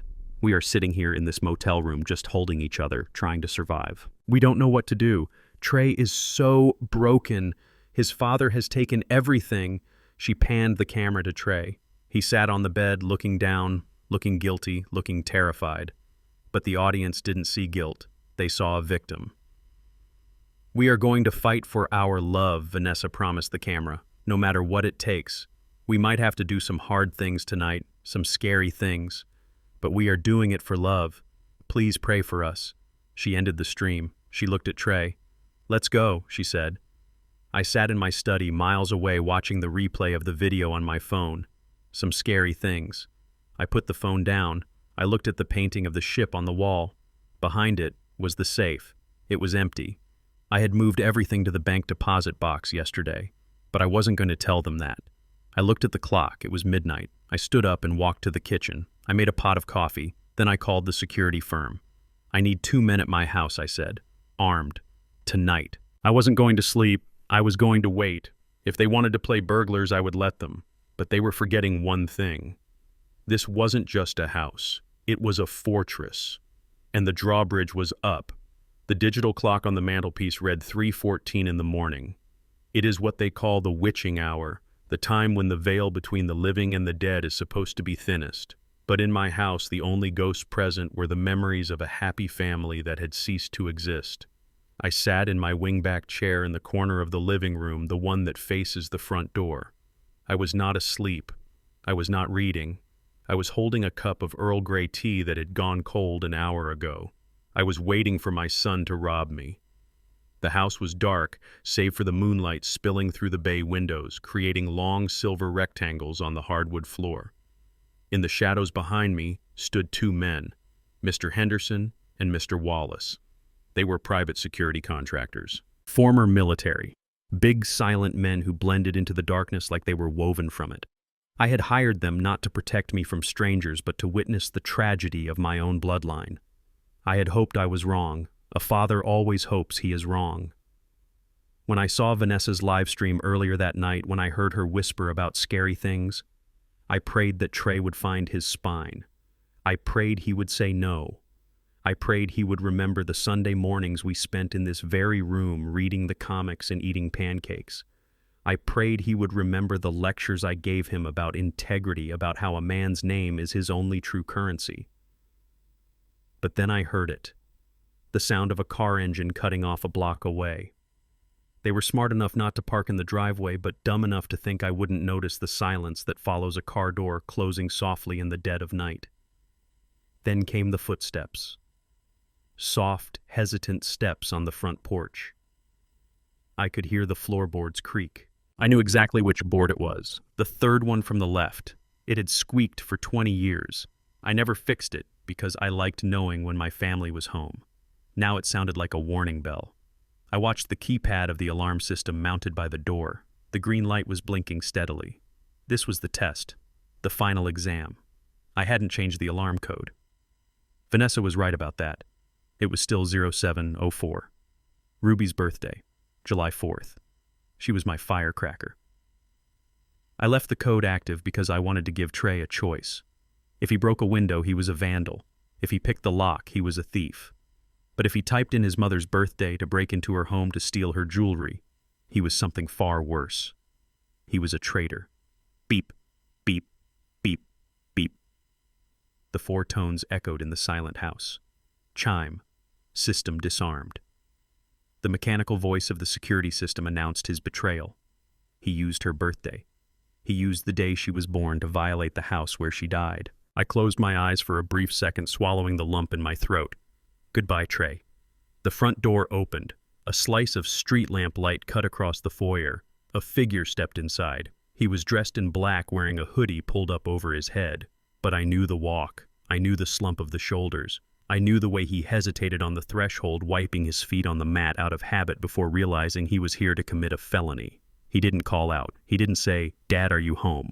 He moved quietly. He pulled a flashlight from his pocket and clicked it on, keeping the beam low, aimed at the floor. He walked past the living room. He didn't see me sitting in the dark corner. He was focused on the prize. He headed straight for the hallway that led to the study. He was going for the safe. But I had left a detour. On the hallway console table right under the mirror, where Ruby used to check her lipstick, I had placed a box. It was a velvet jewelry box. Inside was a pearl necklace. Was a pearl. It wasn't Ruby's best pearls. Those were in the bank vault. These were costume pearls, high-quality fakes she used to wear to church dinners. But to an untrained eye in the dark, they looked like $5,000. Trey's flashlight beam hit the box. He stopped. I watched him from the shadows. I saw the beam shake. His hand was trembling. He reached out. He opened the box. The pearls shimmered in the flashlight beam. "Jackpot," he whispered. The word hung in the air. Jackpot. He wasn't thinking about his mother. He wasn't thinking about the woman who wore those pearls while she read him bedtime stories. He was thinking about the pawn shop. He was thinking about the quick cash. He was thinking about Vanessa. He stuffed the necklace into his pocket. Then he turned toward the study, ready to crack the safe for the cash. That was enough. I placed my cup of tea on the saucer. Clink. The sound was small, but in the silence of the night it sounded like a gunshot. Trey froze. He spun around, swinging the flashlight beam wildly until it hit me. The light blinded me for a second, but I didn't flinch. "Dad," he gasped. "Lights," I said. Mr. Henderson flipped the switch on the wall. The living room flooded with warm yellow light. Trey blinked, squinting against the sudden brightness. He looked at me sitting in my chair, perfectly dressed in my suit tie knotted tight. Then he looked behind me and saw the two mountains of men standing with their arms crossed. He took a step back, bumping into the console table. The jewelry box fell to the floor. "Dad," he stammered, I didn't know you were up. I was just checking on you." "Checking on me?" I asked, my voice calm and conversational. "Is that why you parked down the street? Is that why you are wearing a hoodie in July? Is that why you have your mother's pearls in your pocket?" Trey's hand flew to his pocket. He looked guilty. He looked like a child caught with his hand in the cookie jar. "But this wasn't cookies. This was grand larceny. I found these on the floor," he lied. The lie was so pathetic it actually hurt me to hear it.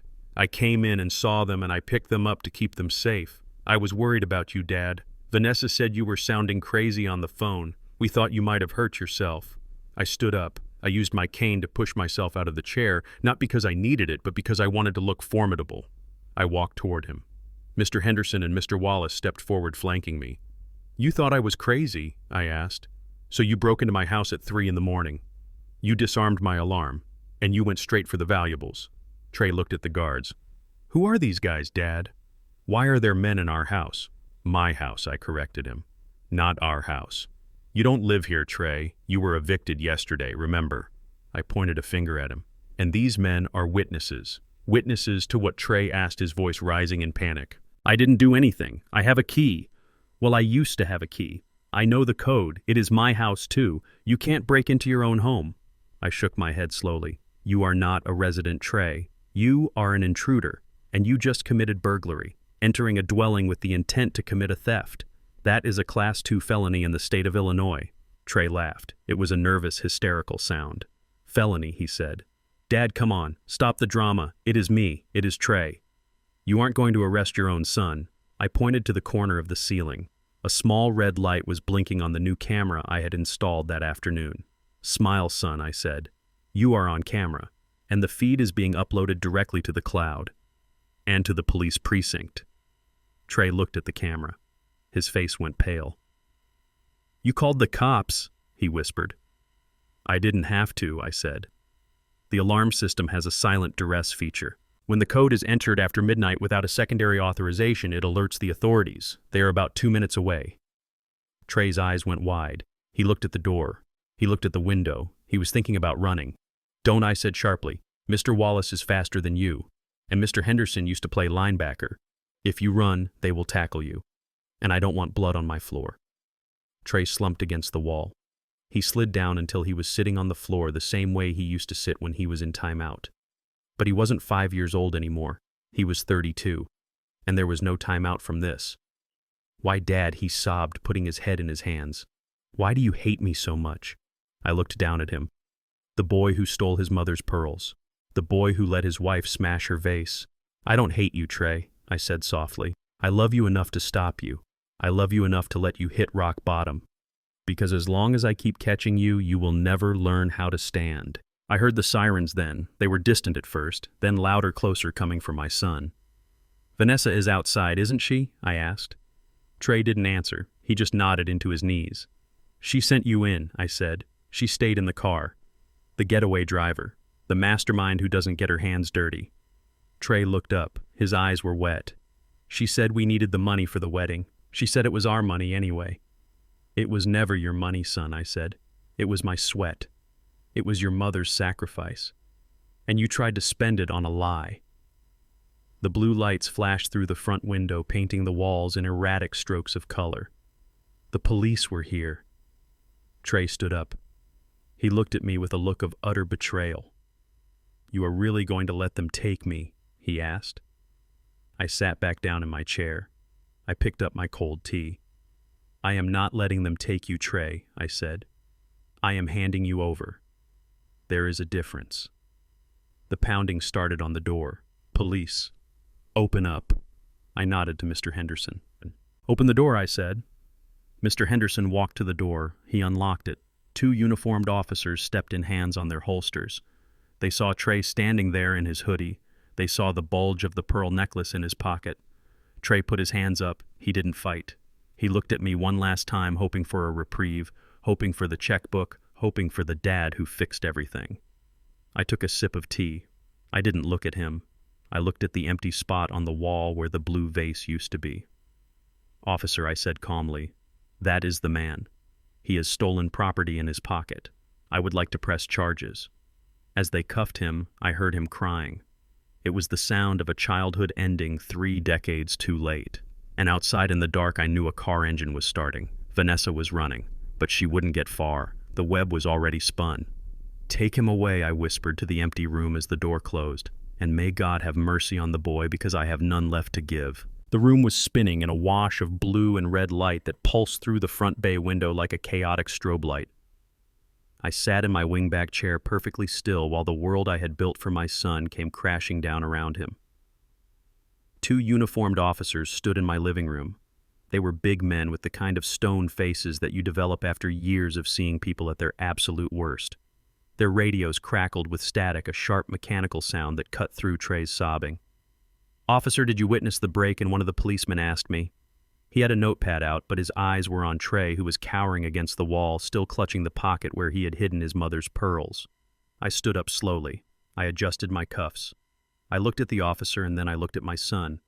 I did not just witness it. "Officer," I said, my voice steady and devoid of emotion. I watched him enter the code. I watched him bypass the security.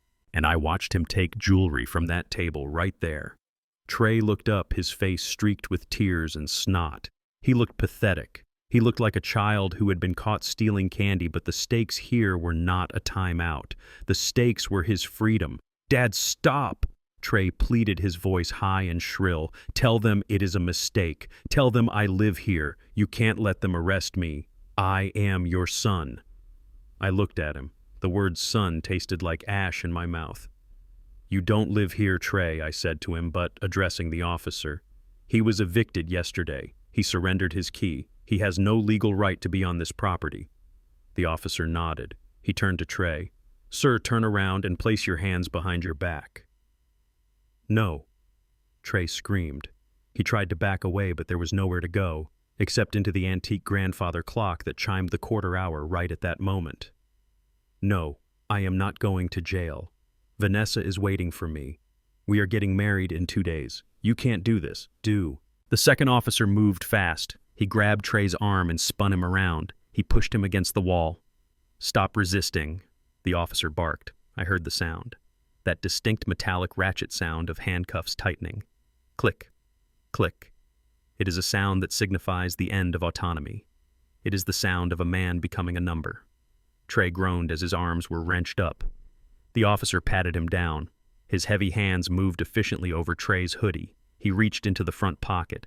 He pulled out the velvet box. He opened it. The fake pearls glimmered in the harsh light of the police flashlights. "Is this the item in question, sir?" the officer asked, holding up the box. "Yes," I said. "Those belong to my late wife." Trey twisted his head around, trying to make eye contact with me. "Dad, please," he begged. "They are just pearls. I wasn't going to sell them. I was going to borrow them. For the wedding. For Vanessa. To honor Mom." I felt a surge of nausea. He was still lying. Even with steel cuffs on his wrists, he was still trying to manipulate me with his mother's memory. "You were going to pawn them, Trey," I said, cold as ice. "You were going to sell your mother's legacy for a few $100s to fund a guerrilla wedding in a park. Do not lie to me. Not now." The officer grabbed Trey by the elbow. "Let's go." They began to march him toward the front door. Trey was stumbling, his feet tangling in the rug. He was crying openly now, loud heaving sobs that shook his entire body. I followed them. I walked out onto the porch. The night air was cold and crisp. The street was quiet except for the idling engine of the squad car and the flashing lights that bounced off the trees. And there, parked just beyond the reach of the street lamp, about 50 yards down the road, was a dark sedan. It was Trey's dented Toyota. The engine was running. The headlights were off, but I could see the faint glow of a cell phone screen illuminating the driver's face. Vanessa. She was waiting. She was the getaway driver. She was sitting there, probably checking her Instagram, probably drafting a post about how brave they were for robbing an old man while her fiancé did the dirty work. Trey saw the car too. As the officers dragged him down the driveway, he looked toward the dark sedan. His eyes lit up with a desperate, frantic hope. He thought she could save him. He thought their love was a shield that could stop the police. "Vanessa," he screamed. "Vanessa, help me! They are arresting me!" "Vanessa." His voice tore through the night.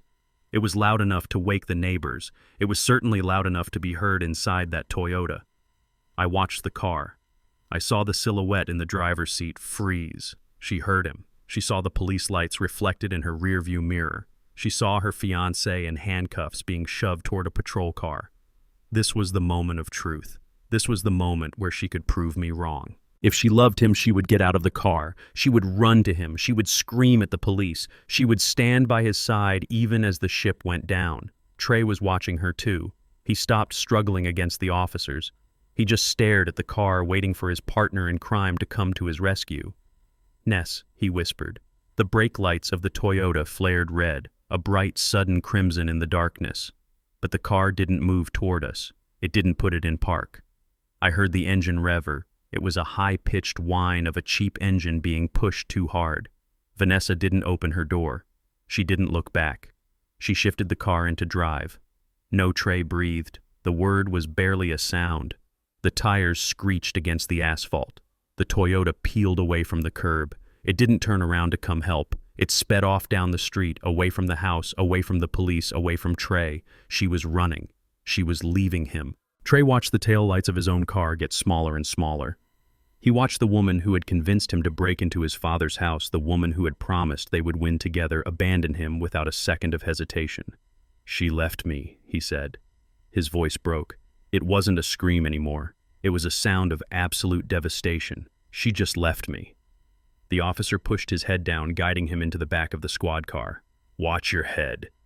Trey didn't resist. He slumped into the hard plastic seat. The door slammed shut, sealing him inside. He leaned his forehead against the wire mesh of the window. He wasn't looking at me. He was looking down the empty street where the red taillights had disappeared around the corner. I stood on the porch, leaning on my cane. I felt a deep, profound sadness. Not for the arrest. The arrest was necessary. It was the surgery needed to remove the cancer. But I was sad for the boy who had to learn the hardest lesson a man can learn.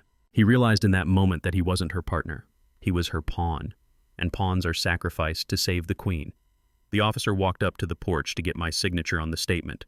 "We will take him to the precinct for processing, Mr. Washington," the officer said. "Since it is a felony break-in, he will be held until the arraignment judge sees him. That won't be until Monday morning." "Monday morning," I repeated. "That is the day of his wedding." The officer shrugged. "Not anymore, sir." I signed the paper. My hand was steady. "Officer," I said, handing back the clipboard, "when you book him, make sure he uses his one phone call." "To call a lawyer?" the officer asked. "No," I said, looking at the squad car where Trey was weeping in the dark. "To call her. I want him to hear her voicemail. I want him to realize that she isn't going to answer." The officer nodded and walked back to his car. The cruiser pulled away. I watched it go. I watched my son being taken away to a cage. But in a way, he was already free. He was free from the delusion. He was free from the woman who had turned him against his blood.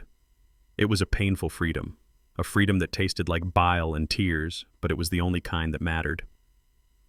I turned back to my house. The front door was open. The alarm was still beeping softly, waiting to be reset. I walked inside. I punched in the code, 0704. System armed. I was safe. The house was secure. But I knew that tonight, in a holding cell on the south side of Chicago, my son was going to have a very long, very cold night. He would be sitting on a metal bench, surrounded by real criminals, thinking about the woman who drove away. And that memory, the image of those red taillights fading into the dark, was going to teach him more about character than any lecture I had ever given. I poured the cold tea down the sink. I washed the cup. I dried it. The lesson had been delivered. Now I just had to wait for it to sink in. The Sterling Room was a masterpiece of architecture and light. It sat on the top floor of the city's premier hotel, with floor-to-ceiling windows that offered a panoramic view of Chicago. The sun was beginning to set, casting a warm golden glow over the skyline, but inside the ballroom, the atmosphere was cool and expectant. I stood behind the heavy velvet curtain to the side of the stage, watching the guests arrive. It was 5 o'clock in the afternoon. The time printed on the embossed invitations that Vanessa had mailed out 6 months ago. They poured in through the double doors. 200 people. The men were in tuxedos, adjusting their bow ties and checking their watches. The women were in floor-length gowns, clutching expensive purses and scanning the room for the photographers. They were Vanessa's friends, Trey's fraternity brothers, distant relatives I hadn't seen since the last family reunion, and of course the influencers. I recognized them by the way they walked, holding their phones up like lanterns, guiding them through the dark. They were already live-streaming, panning their cameras around, expecting to see a winter wonderland of white roses and ivory drapes. But that is not what they saw. I watched the confusion ripple through the crowd like a wave. It started at the entrance. People stopped dead in their tracks, causing a traffic jam in the foyer. They were looking at the massive digital sign mounted above the entrance to the ballroom. It did not say, "Welcome to the wedding of Vanessa and Trey."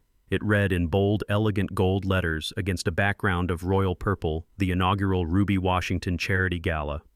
I saw them squinting at the sign. I saw them whispering to each other. I saw a young woman in a red dress point at the banner and mouth the words, "What is going on?" They walked into the ballroom and the confusion deepened. The white roses were there, thousands of them, just as Vanessa had ordered. But Mrs. Higgins had done her job perfectly. Gone were the white ribbons with the tacky monogram V and T. In their place were thick ribbons of deep purple silk, the color of royalty, the color of wisdom, the color my wife wore on our 40th anniversary. The room didn't look like a wedding, it looked like a sanctuary. There was no altar, there was no aisle runner. Instead, there were tables set up with information pamphlets about the local trade schools. There were easels displaying photos of children from the South Side children who had received scholarships from my private donations over the years. And at the center of the stage, where the bride and groom were supposed to exchange vows, stood a large portrait of Ruby. She was smiling that warm, radiant smile that could melt the snow in January. "Where is the bride?" I heard a man ask near the front. "Is this a joke?" someone else whispered. "Maybe it is a surprise theme." I saw Vanessa's parents enter the room, Bob and Carol. They were decent people, hard-working people from Ohio who had mortgaged their house to pay for Vanessa's college tuition. They looked lost. Carol was clutching a handkerchief, looking around frantically for her daughter. Bob looked uncomfortable in his rented tuxedo, tugging at his collar. They didn't know. Nobody had told them. Vanessa was too busy running from the police to call her own parents. I felt a pang of sympathy for them. They were collateral damage in their daughter's war. But I couldn't stop the train now. The tracks were laid. I signaled the band leader. He nodded. He raised his baton. The Soultown Orchestra began to play. They didn't play the wedding march. They didn't play some generic pop song. They played the opening notes of A Change Is Gonna Come by Sam Cooke.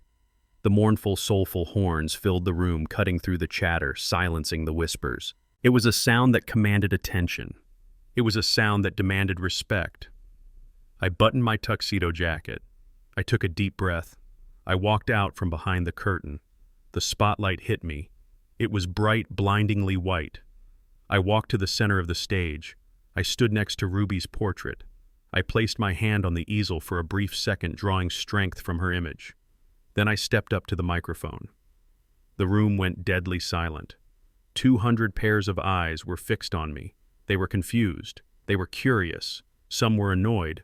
They wanted to know why they were at a charity gala instead of an open bar wedding. "Good evening, everyone." My voice boomed through the speakers. It was steady. It was calm. It was the voice of a man who had nothing left to hide. "I know you are confused. I know you are looking for a bride in a white dress and a groom in a black tuxedo. I know you are expecting to witness vows of eternal love and the cutting of a cake." I paused. I looked out at the crowd. I made eye contact with Bob and Carol in the front row. "I am afraid there will be no wedding today." A collective gasp went through the room. A murmur of shock rose up like steam. "Please," I said, raising a hand. "Please listen." The room quieted down again. "A wedding is a celebration of union," I continued. "It is a public declaration of integrity, loyalty, and trust. It is a promise made before God and family to build a life together based on truth." I looked down at my hands, the hands that had signed the checks, the hands that had built the house they tried to sell. Unfortunately, those foundations were not present here. I didn't scream. I didn't shout. I spoke with a quiet intensity that was far more terrifying. Recent events have brought to light a significant lack of integrity. There have been lies. There has been theft. There has been a profound disrespect for the values that this family, specifically the woman in this portrait, stood for. I gestured to Ruby. "My son Trey and his fiancée Vanessa are not here. They will not be joining us. They are currently dealing with the consequences of their choices, legal consequences, moral consequences. I saw the influencers lowering their phones. They didn't know what to do. This wasn't the content they expected. This was real life. And real life is heavy. I know many of you traveled far to be here," I said. "I know you bought gifts. I know you dressed up. And I apologize for the deception. It was not my intention to waste your time." I stepped closer to the edge of the stage. "But I am a contractor. And when a project fails, when a building collapses, you don't just leave the rubble there. You salvage the materials. You rebuild. You make something new out of the wreckage."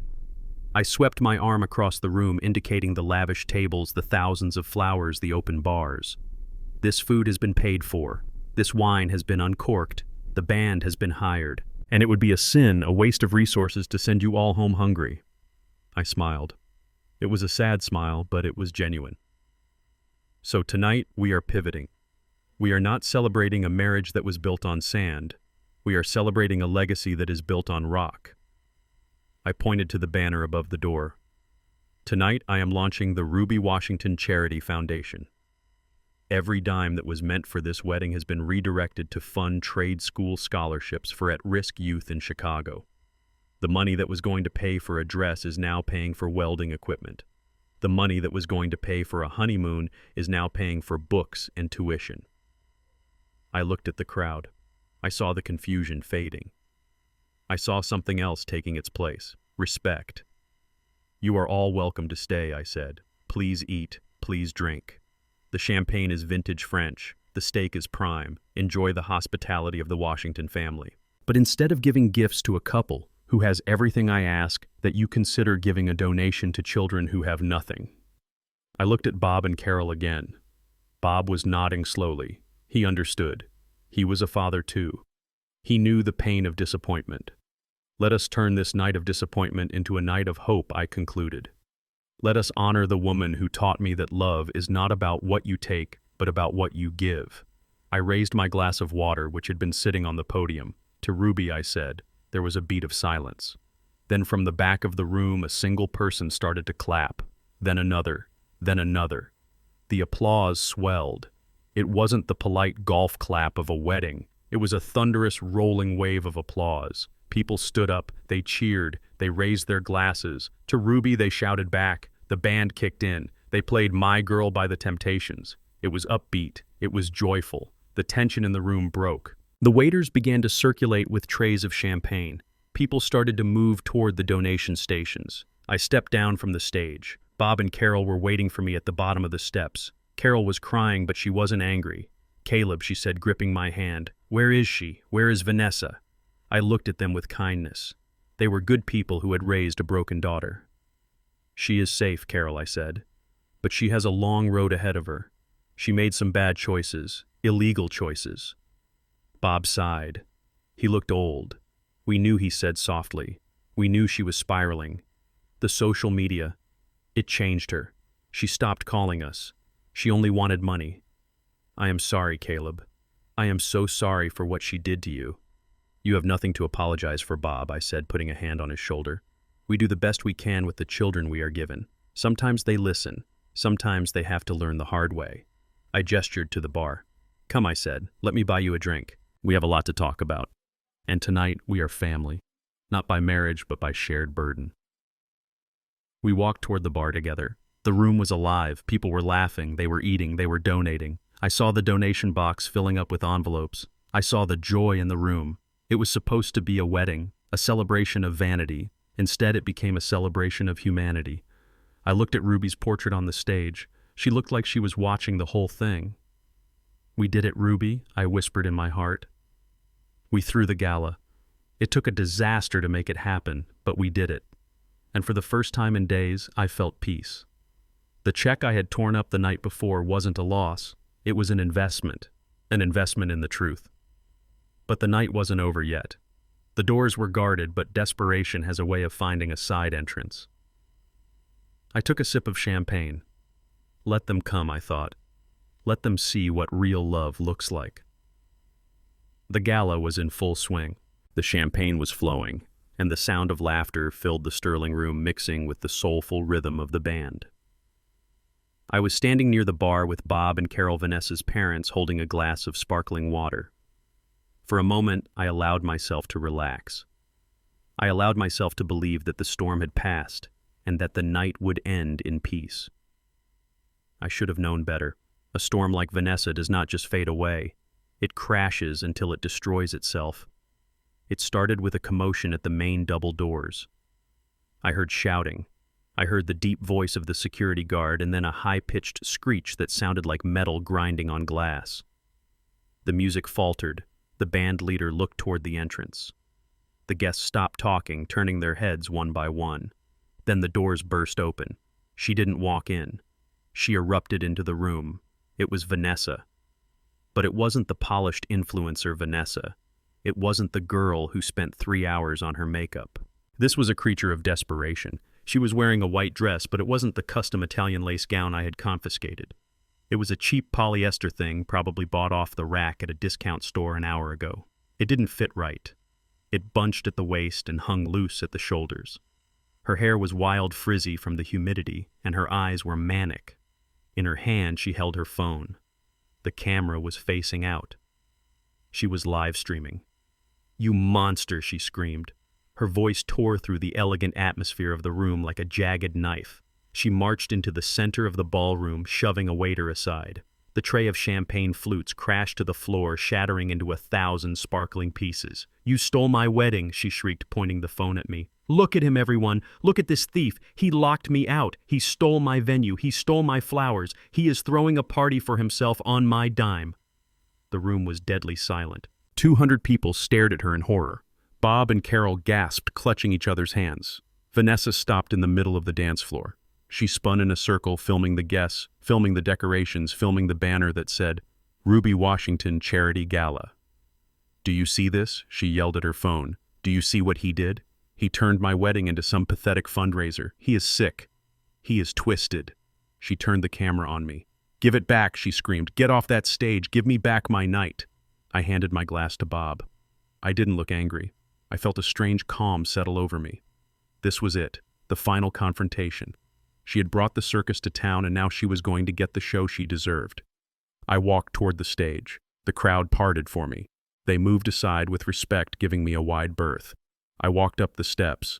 I stood behind the podium. Vanessa was still screaming below me. "Don't look at him," she yelled to the crowd.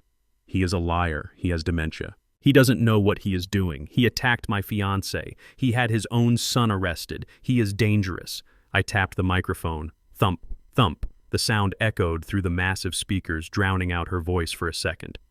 "Vanessa," I said. My voice was calm, magnified by the sound system. "You are trespassing." "I am not trespassing," she screamed back, her face contorted and ugly under the ballroom lights. "I am the bride. This is my reservation. You can't kick me out. The world is watching Caleb. I have 50,000 people on this live stream right now. They know the truth. They know you are an abuser." I looked down at her. I looked at the phone in her hand, the digital weapon she used to bully and manipulate. "You want the truth, Vanessa?" I asked. "You want to show your followers the reality of this family?" "Yes," she hissed. "Show them. Show them how cruel you are." I nodded. "Okay, let's show them." I signaled to Marcus, who was standing in the tech booth at the back of the room. We had prepared for this. I knew she would come. I knew she wouldn't be able to stay away. "Marcus," I said into the mic, "play the file." The lights in the ballroom dimmed. The massive projection screen behind the stage, the one that was supposed to show a slideshow of Trey and Vanessa's love story, flickered to life. Vanessa froze. She looked at the screen. "What are you doing?" she asked, her voice wavering slightly. The first video played. It was the footage from the restaurant 2 nights ago. The audio was crisp and clear. There was Vanessa sitting at the table in her expensive dress. There was her sneer. "Move to the corner," she said on the giant screen, her voice booming through the ballroom. "You simply do not fit the aesthetic. You look like the help." A gasp went through the crowd. I saw Vanessa's mother, Carol, put her hand over her mouth. Vanessa lowered her phone slightly. That is taken out of context," she stammered. I was stressed. Then the video cut. It switched to the footage from the penthouse, the scene from yesterday morning. The giant screen showed Vanessa picking up the blue vase. "Ruby's vase. I hate this trash," she screamed in high definition. "I hate his mother. I hate his memories." Smash! The sound of the vase shattering was amplified by the concert speakers. It sounded like a bomb going off. The crowd recoiled. I saw people turning away from her in disgust, destroying a dead woman's art. It was a line you do not cross. No, Vanessa yelled, trying to shout over the video. "Stop it! Turn it off!" But I didn't turn it off, because the worst was yet to come. "I have one more clip, Vanessa," I said, "the one you didn't know about." The screen went black for a second. Then an audio waveform appeared. It was the recording from the security camera in Trey's office. The one I had found just hours ago. The one where she was on speakerphone with the nursing home. The audio began to play. "Yes, this is Vanessa Miller," the voice on the recording said. "We want to move forward with the involuntary commitment for Caleb Washington." I watched the color drain from Vanessa's face. She looked like she was going to faint. "He is getting in the way," the recording continued. "We need to liquidate his assets to pay for the house renovation. If we put him in the secure wing at Shady Oaks, can we get power of attorney immediately? I don't care if he is actually sick. I just need the doctor to sign the paper." Silence. Absolute suffocating silence. The recording ended. The screen went dark. I looked out at the room. 200 people were staring at Vanessa. They weren't confused anymore. They weren't sympathetic. They were looking at a monster. I looked at Bob and Carol. They were holding each other crying, not tears of joy, tears of shame, absolute crushing shame. I looked at Vanessa. She was standing alone in the middle of the dance floor. The spotlight was still on her. She looked tiny. She looked exposed. She looked down at her phone. She was still live streaming. I could see the comments scrolling up the screen from where I stood. I didn't need to read them to know what they said. The tide had turned. The mob she had summoned had turned its pitchforks on her. "You wanted an audience, Vanessa," I said into the microphone. "You have one." Vanessa looked at the phone. Her hands were shaking so hard she almost dropped it. They are saying terrible things," she whispered. She looked up at me. Her eyes were wide, pleading. "Turn it off, Caleb. Please. Tell them it is fake. Tell them it is a deep fake. They are ruining me. They are canceling me." I stepped out from behind the podium. I walked to the edge of the stage. "I didn't do this to you, Vanessa," I said. "You did this to yourself. You wanted to be famous. You wanted to be an influencer. Well, congratulations. You are the most famous person in Chicago tonight." She looked around the room. She looked for an ally. She looked for a friend, but nobody would meet her eyes. Her bridesmaids were looking at the floor. Her relatives were turning their backs. Even her own parents couldn't look at her. "Mom," she whimpered, reaching out a hand toward Carol. Carol turned away. She buried her face in Bob's shoulder. Bob looked at his daughter and shook his head. "Go home, Vanessa," Bob said, his voice breaking. "Just go." Vanessa stood there for a second longer. She looked at the cheap dress she was wearing. She looked at the purple ribbons on the flowers. She looked at the portrait of Ruby smiling down at her. She let out a sound, a low keen of despair. She turned and ran. She ran toward the double doors, her cheap heels clicking on the hardwood floor. She pushed through the exit and disappeared into the hallway. The live stream was still running as she ran. The world watched her flee. The world watched her fall. I stood on the stage. I signaled the band. "Play," I said. The music started again. It was upbeat, joyful. I walked down the steps. I went back to Bob and Carol. "I am sorry you had to see that," I said gently. Bob looked at me. He looked 10 years older than he had 10 minutes ago. "She is sick, Caleb," he said. "She needs help." I nodded. "She does, but not the kind of help money can buy." I took a sip of my water. The room began to move again. The guests started talking, but the tone had changed. It wasn't gossip anymore. It was relief. They realized they had witnessed justice. They realized that sometimes the bad guys don't win. I looked at the empty doorway where she had vanished. She was gone. The aesthetic was broken. The filter was removed. And all that was left was the truth. I turned back to the party. I had a charity to launch. I had kids to help.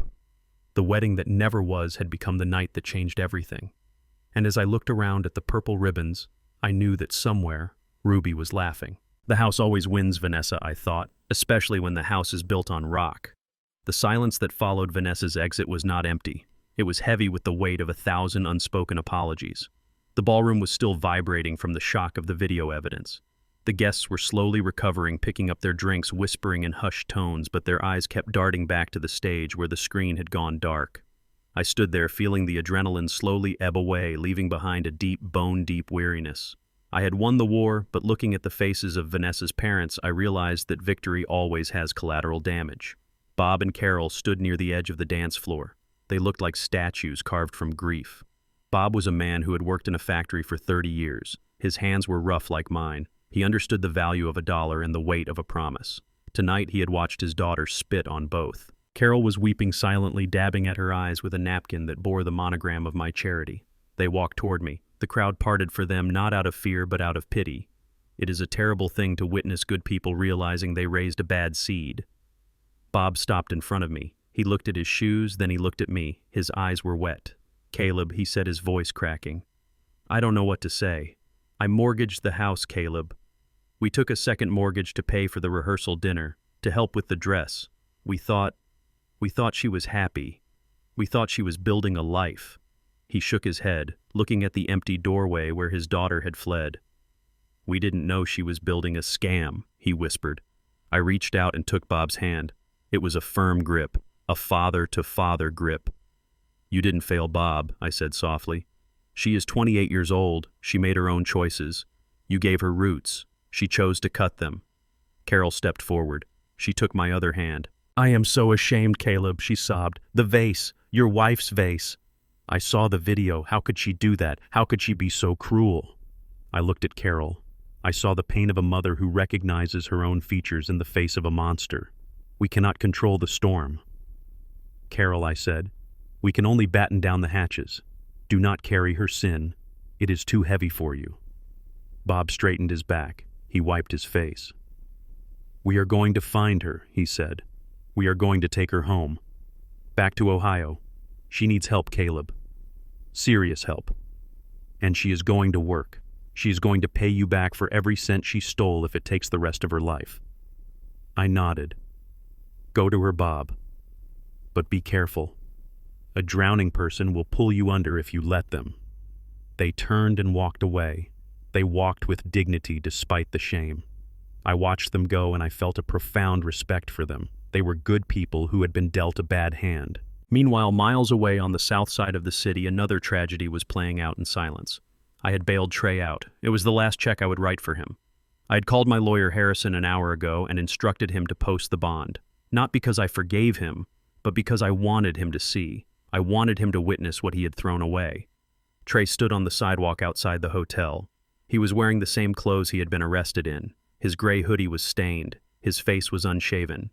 He looked like a ghost haunting the perimeter of the living world. He couldn't come in. The security guards at the door had strict instructions. No entry for Trey Washington. So he stood in the cold wind looking through the massive floor-to-ceiling windows of the Sterling room. He saw the warm, golden light spilling out onto the pavement. He saw the purple ribbons. He saw the portrait of his mother smiling from the stage. He saw me shaking hands with the mayor. He saw his fraternity brothers laughing and drinking the champagne he was supposed to toast with. He pressed his hand against the glass. It was a window into a life he used to own, a life of respect, a life of comfort, a life of family. He looked at the banner, the Ruby Washington Charity Gala. He realized then that the aesthetic Vanessa had fought so hard for, the white roses, the perfect lighting, it was all there. It was beautiful. But it wasn't for him. It was for the children he had never helped. It was for the mother he had dishonored. I turned my head toward the window. I knew he was there. I could feel his gaze. Our eyes locked through the thick glass. He looked broken. He mouthed the word "Dad." I didn't smile. I didn't wave. I simply looked at him. I looked at the man who had chosen a thief over his father. I raised my glass slightly, not in a toast, but in a farewell. Then I turned my back. I walked back into the warmth of the party. Trey slumped against the glass. He slid down until he was sitting on the cold concrete. He buried his face in his knees. He was free from jail, but he was locked out of his life. And on the other side of that glass, the band played on, oblivious to his sorrow. But the night had one final execution to deliver. Vanessa was sitting in her car in the back of a dark parking lot 3 blocks away. She was hyperventilating. The adrenaline of her escape had worn off, leaving her shaking and cold. She grabbed her phone. It was her instinct. It was her reflex. When in doubt, spin the narrative. She opened Instagram. She was going to go live again. She was going to tell them that the video was deepfake. She was going to tell them that I had doctored the audio. She was going to scream until anyone believed her. She tapped the app icon, but the familiar feed didn't load. Instead, a gray box popped up on the screen. Account disabled. Vanessa blinked. She tapped retry. Account disabled. Your account has been suspended for violating our community guidelines regarding harassment, fraud, and deceptive behavior. No, she whispered. No, no, no. She tried to log into her backup account. Account disabled. She tried to open her TikTok. Banned. She tried to open the GoFundMe page she had set up, the emergency wedding fund, the one where she had scammed $5,000 from strangers. Campaign removed. Fraudulent activity detected. All funds are being refunded to donors. She screamed. It wasn't a scream of fear, it was a scream of amputation. They had cut off her limb. They had taken her voice. She checked her email. There was a message from PayPal. Account frozen. Federal investigation pending regarding wire fraud. The internet had turned on her. The thousands of people she thought were her fans had become her jury. They had reported her en masse. They had flagged every video, every post, every lie. The algorithm which she had worshipped for so long had finally recognized her as a virus and purged her from the system. She threw the phone. It hit the dashboard and cracked. The screen went black. She sat there in the silence of the car. The only light came from a flickering street lamp. She was Vanessa Miller, the influencer, the bride, the victim. But without a screen, she was just a woman in a cheap dress sitting in a dark parking lot with a criminal record and no place to go. She looked at herself in the rearview mirror. Her makeup was ruined. Her hair was a mess. "I am a star," she whispered to her reflection, trying to summon the delusion one last time. But the reflection didn't lie. "You are nothing," the mirror seemed to say back. "You are a canceled check." She put her head on the steering wheel, and for the first time in her life she cried without an audience. Back in the ballroom, I felt a vibration in my pocket. It was a text from Harrison, my lawyer. It read simply, "Digital assets neutralized. Platforms have complied with the fraud reports. She is offline, Caleb. It is done." I put the phone away. I looked at the room, filled with people who were celebrating kindness. I looked at the donation box, overflowing with envelopes. We had raised over $200,000 tonight. I took a deep breath. The air tasted sweet. The trash had been taken out.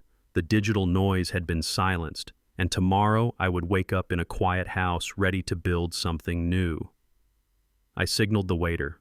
"One more glass of water, please," I said. The night was ending, but my life, my real life, was just beginning. The silence in my house used to feel empty, like a hollow drum waiting to be struck. But a week after the gala, the silence felt different. It felt heavy. It felt settled. It was the silence of a job site after the final inspection is passed and the crew has gone home. The dust had settled. The debris had been cleared. And now all that was left was to deal with the punch list, the final few items that needed to be fixed before I could truly walk away. I was sitting in my study organizing receipts for the charity when the doorbell rang. I knew who it was. I had been expecting him. I walked to the door. I didn't rush. I checked the monitor. Trey stood on the porch. He looked like a man who had gone 12 rounds with a heavyweight champion and lost every single one. He was wearing jeans and a t-shirt. He had lost weight. His face was gaunt, his eyes sunken and dark. He wasn't the vice president of business development anymore. He was just a 32-year-old man with a duffel bag and nowhere to go. I opened the door. "Hi, Dad," he whispered. I didn't invite him in. I stepped out onto the porch, closing the door behind me. I sat on the swing, the one Ruby used to love. I gestured to the steps. "Sit," I said. Trey sat on the top step, his back to me. He put his head in his hands. "She is gone, Dad," he said. His voice was flat, devoid of emotion. I waited.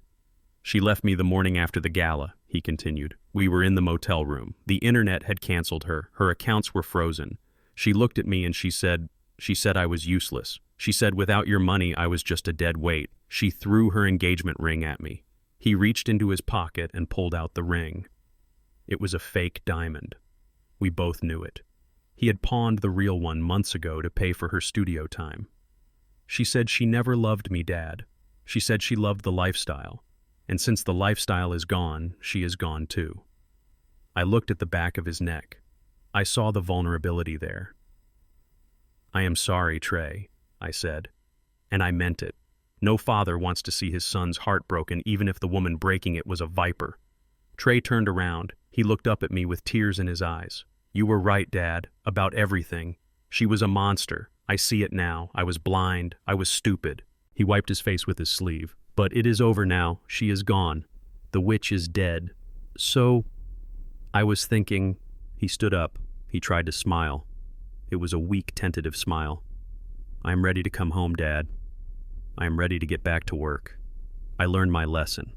Seriously, I will apologize to the board. I will work hard. I just want my life back.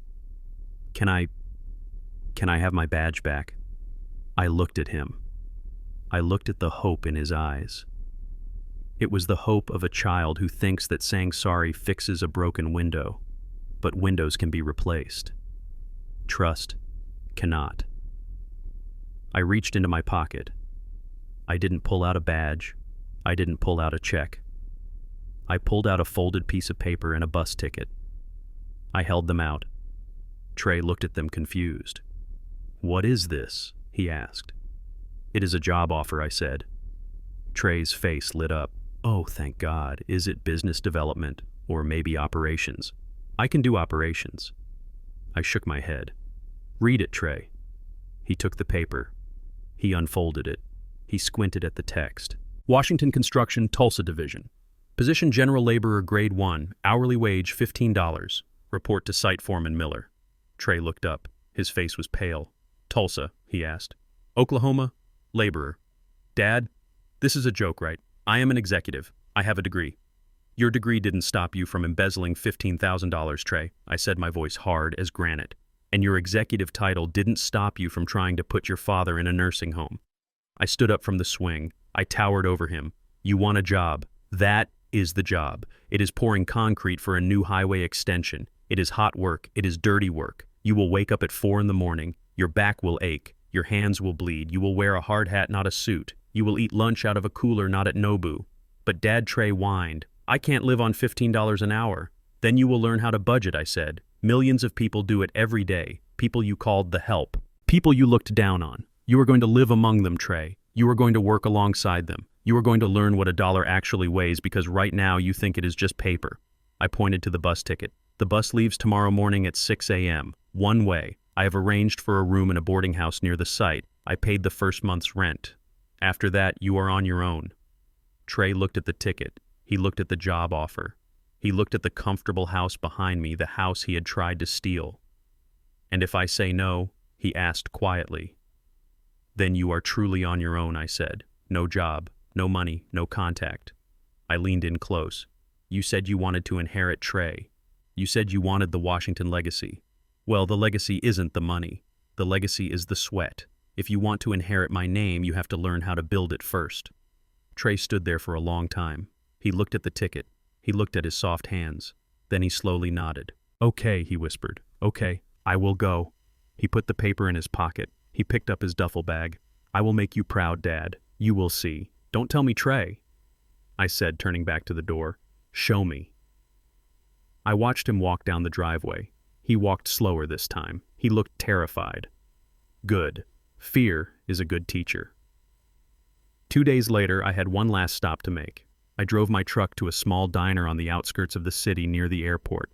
It was a place called Sal's. Greasy spoon, checkered tablecloths, the kind of place where truckers stopped for pie and coffee. I sat in a booth in the back. I pulled my hat down low. I saw her immediately. Vanessa. She was wearing a stained pink uniform that was too tight. Her hair was pulled back in a messy net. She looked exhausted. She looked older. The filter was gone. The ring light was gone. She was carrying a heavy tray of dirty dishes. She looked like she was struggling. "Hey, waitress!" A man in a trucker hat yelled from the counter. "My coffee is cold." "I am coming," she snapped back. "Hold your horses." She turned and bumped into a busboy. The tray slipped. Crash. Plates shattered on the floor. Leftover eggs and ketchup splattered onto her shoes. "Oh God," she cried, dropping to her knees to pick up the pieces. "Not again. Sal is going to kill me." I watched her. The influencer. The queen of aesthetics. On her knees, scraping gum off the floor. I heard 2 young girls in the booth next to me whispering. "Hey, isn't that the girl from Instagram?" one whispered. "The one who got canceled. The wedding scammer." "Yeah," the other girl giggled. "Oh my God, it is her. She looks terrible. Should we take a picture?" "No, don't give her the attention," the first girl said. "She is pathetic." Vanessa heard them. She looked up. Her face flushed red. She saw the girls looking at her with pity and disgust. She lowered her head and kept scrubbing. I signaled the manager, Sal. I knew him from way back. She owes you for the plates, I asked, pointing at Vanessa.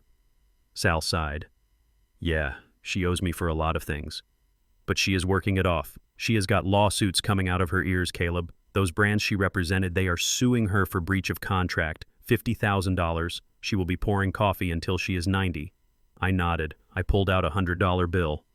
Here, I said. For the plates. Don't tell her it was me. Sal took the bill. You are a better man than me, Caleb. I stood up. I walked toward the door.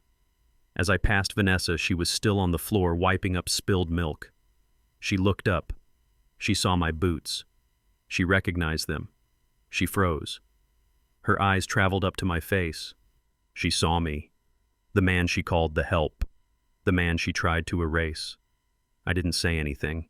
I didn't smile. I didn't gloat. I just looked at her with absolute indifference. She opened her mouth to speak, maybe to beg, maybe to curse, but no sound came out. She just slumped back against the counter, defeated. I pushed open the door and walked out into the sunshine. The debt was paid. The balance was restored. Trey was in Tulsa learning how to be a man. Vanessa was in a diner learning how to be humble. And I was free. I walked to my truck. I had a meeting with a real estate agent. Not to sell my house as a teardown, but to sell it to a family who would love it. And then I was going shopping. I had heard about these luxury RVs, houses on wheels. It was time to see the Grand Canyon. It was time to see the ocean. It was time to live. The sign on the front lawn said sold, but to me it read free. I stood on the driveway of the house in Lake Forest for the very last time. It was a crisp autumn morning, the kind that smells of burning leaves and change. The moving trucks had already left. The rooms inside were empty. The echoes of 30 years of laughter and arguments and secrets had been swept away, leaving only the bare bones of the structure. I walked through the house one last time. I checked the windows. I checked the furnace. Old habits die hard. Once a contractor, always a contractor. I walked into the kitchen.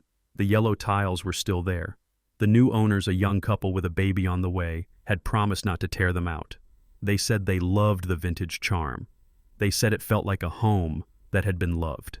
I didn't tell them about the vase. I didn't tell them about the betrayal. I just handed them the keys and told them to take care of the garden. I walked out the front door and locked it. I didn't look back. There is a danger in looking back. You might turn into a pillar of salt, or worse, you might convince yourself to stay in a place where you no longer belong. I got into my truck and drove to the city. I had one more closing to attend.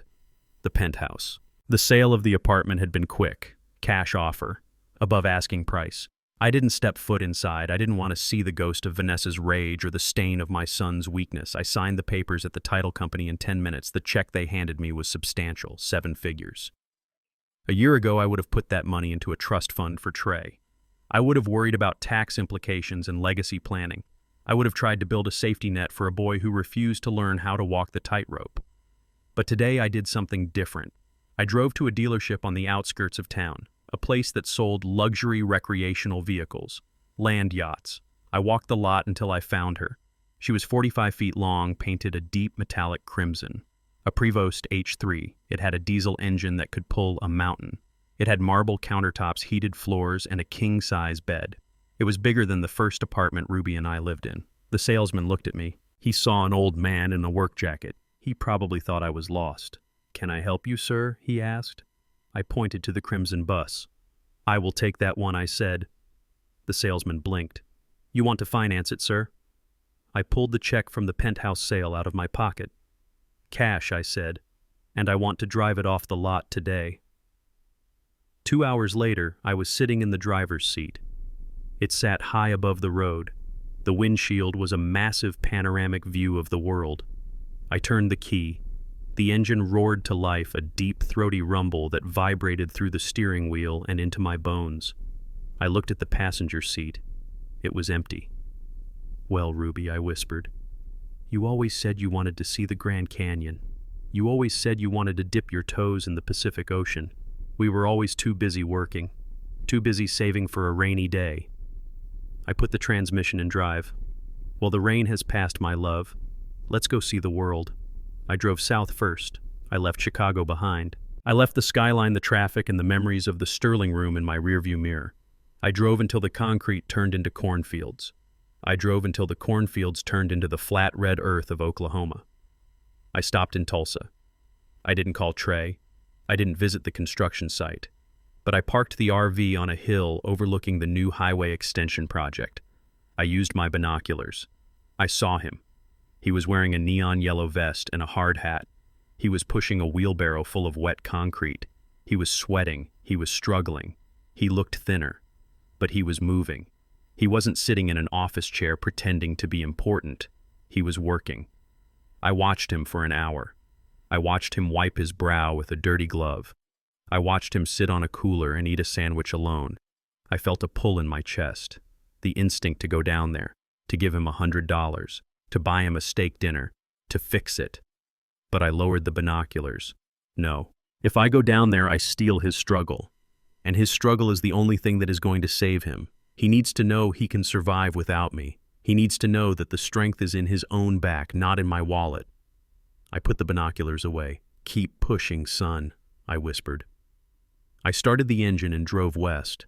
I hit Route 66. I saw the painted desert of Arizona. The colors were impossible reds and purples and oranges that looked like God had spilled his paint box. I parked the RV on the edge of the Grand Canyon. I sat in a folding chair wrapped in a blanket, drinking coffee as the sun came up over the rim. The silence was absolute. It wasn't the lonely silence of the empty house. It was a majestic silence. It was a silence that told me I was small, but I was part of something huge. I thought about Vanessa. I wondered if she was still pouring coffee in that diner. I wondered if she still checked her blocked Instagram account, hoping for a notification that would never come. I didn't feel anger anymore. I didn't feel hate. I just felt indifference. She was a lesson I had learned and a page I had turned. I thought about myself. Caleb Washington. For 40 years I had been the provider, the fixer, the rock. I had defined myself by what I could do for others. Who was I now? I looked at the canyon. I was a traveler. I was an explorer. I was a man who answered to no one. I drove on. Nevada, California.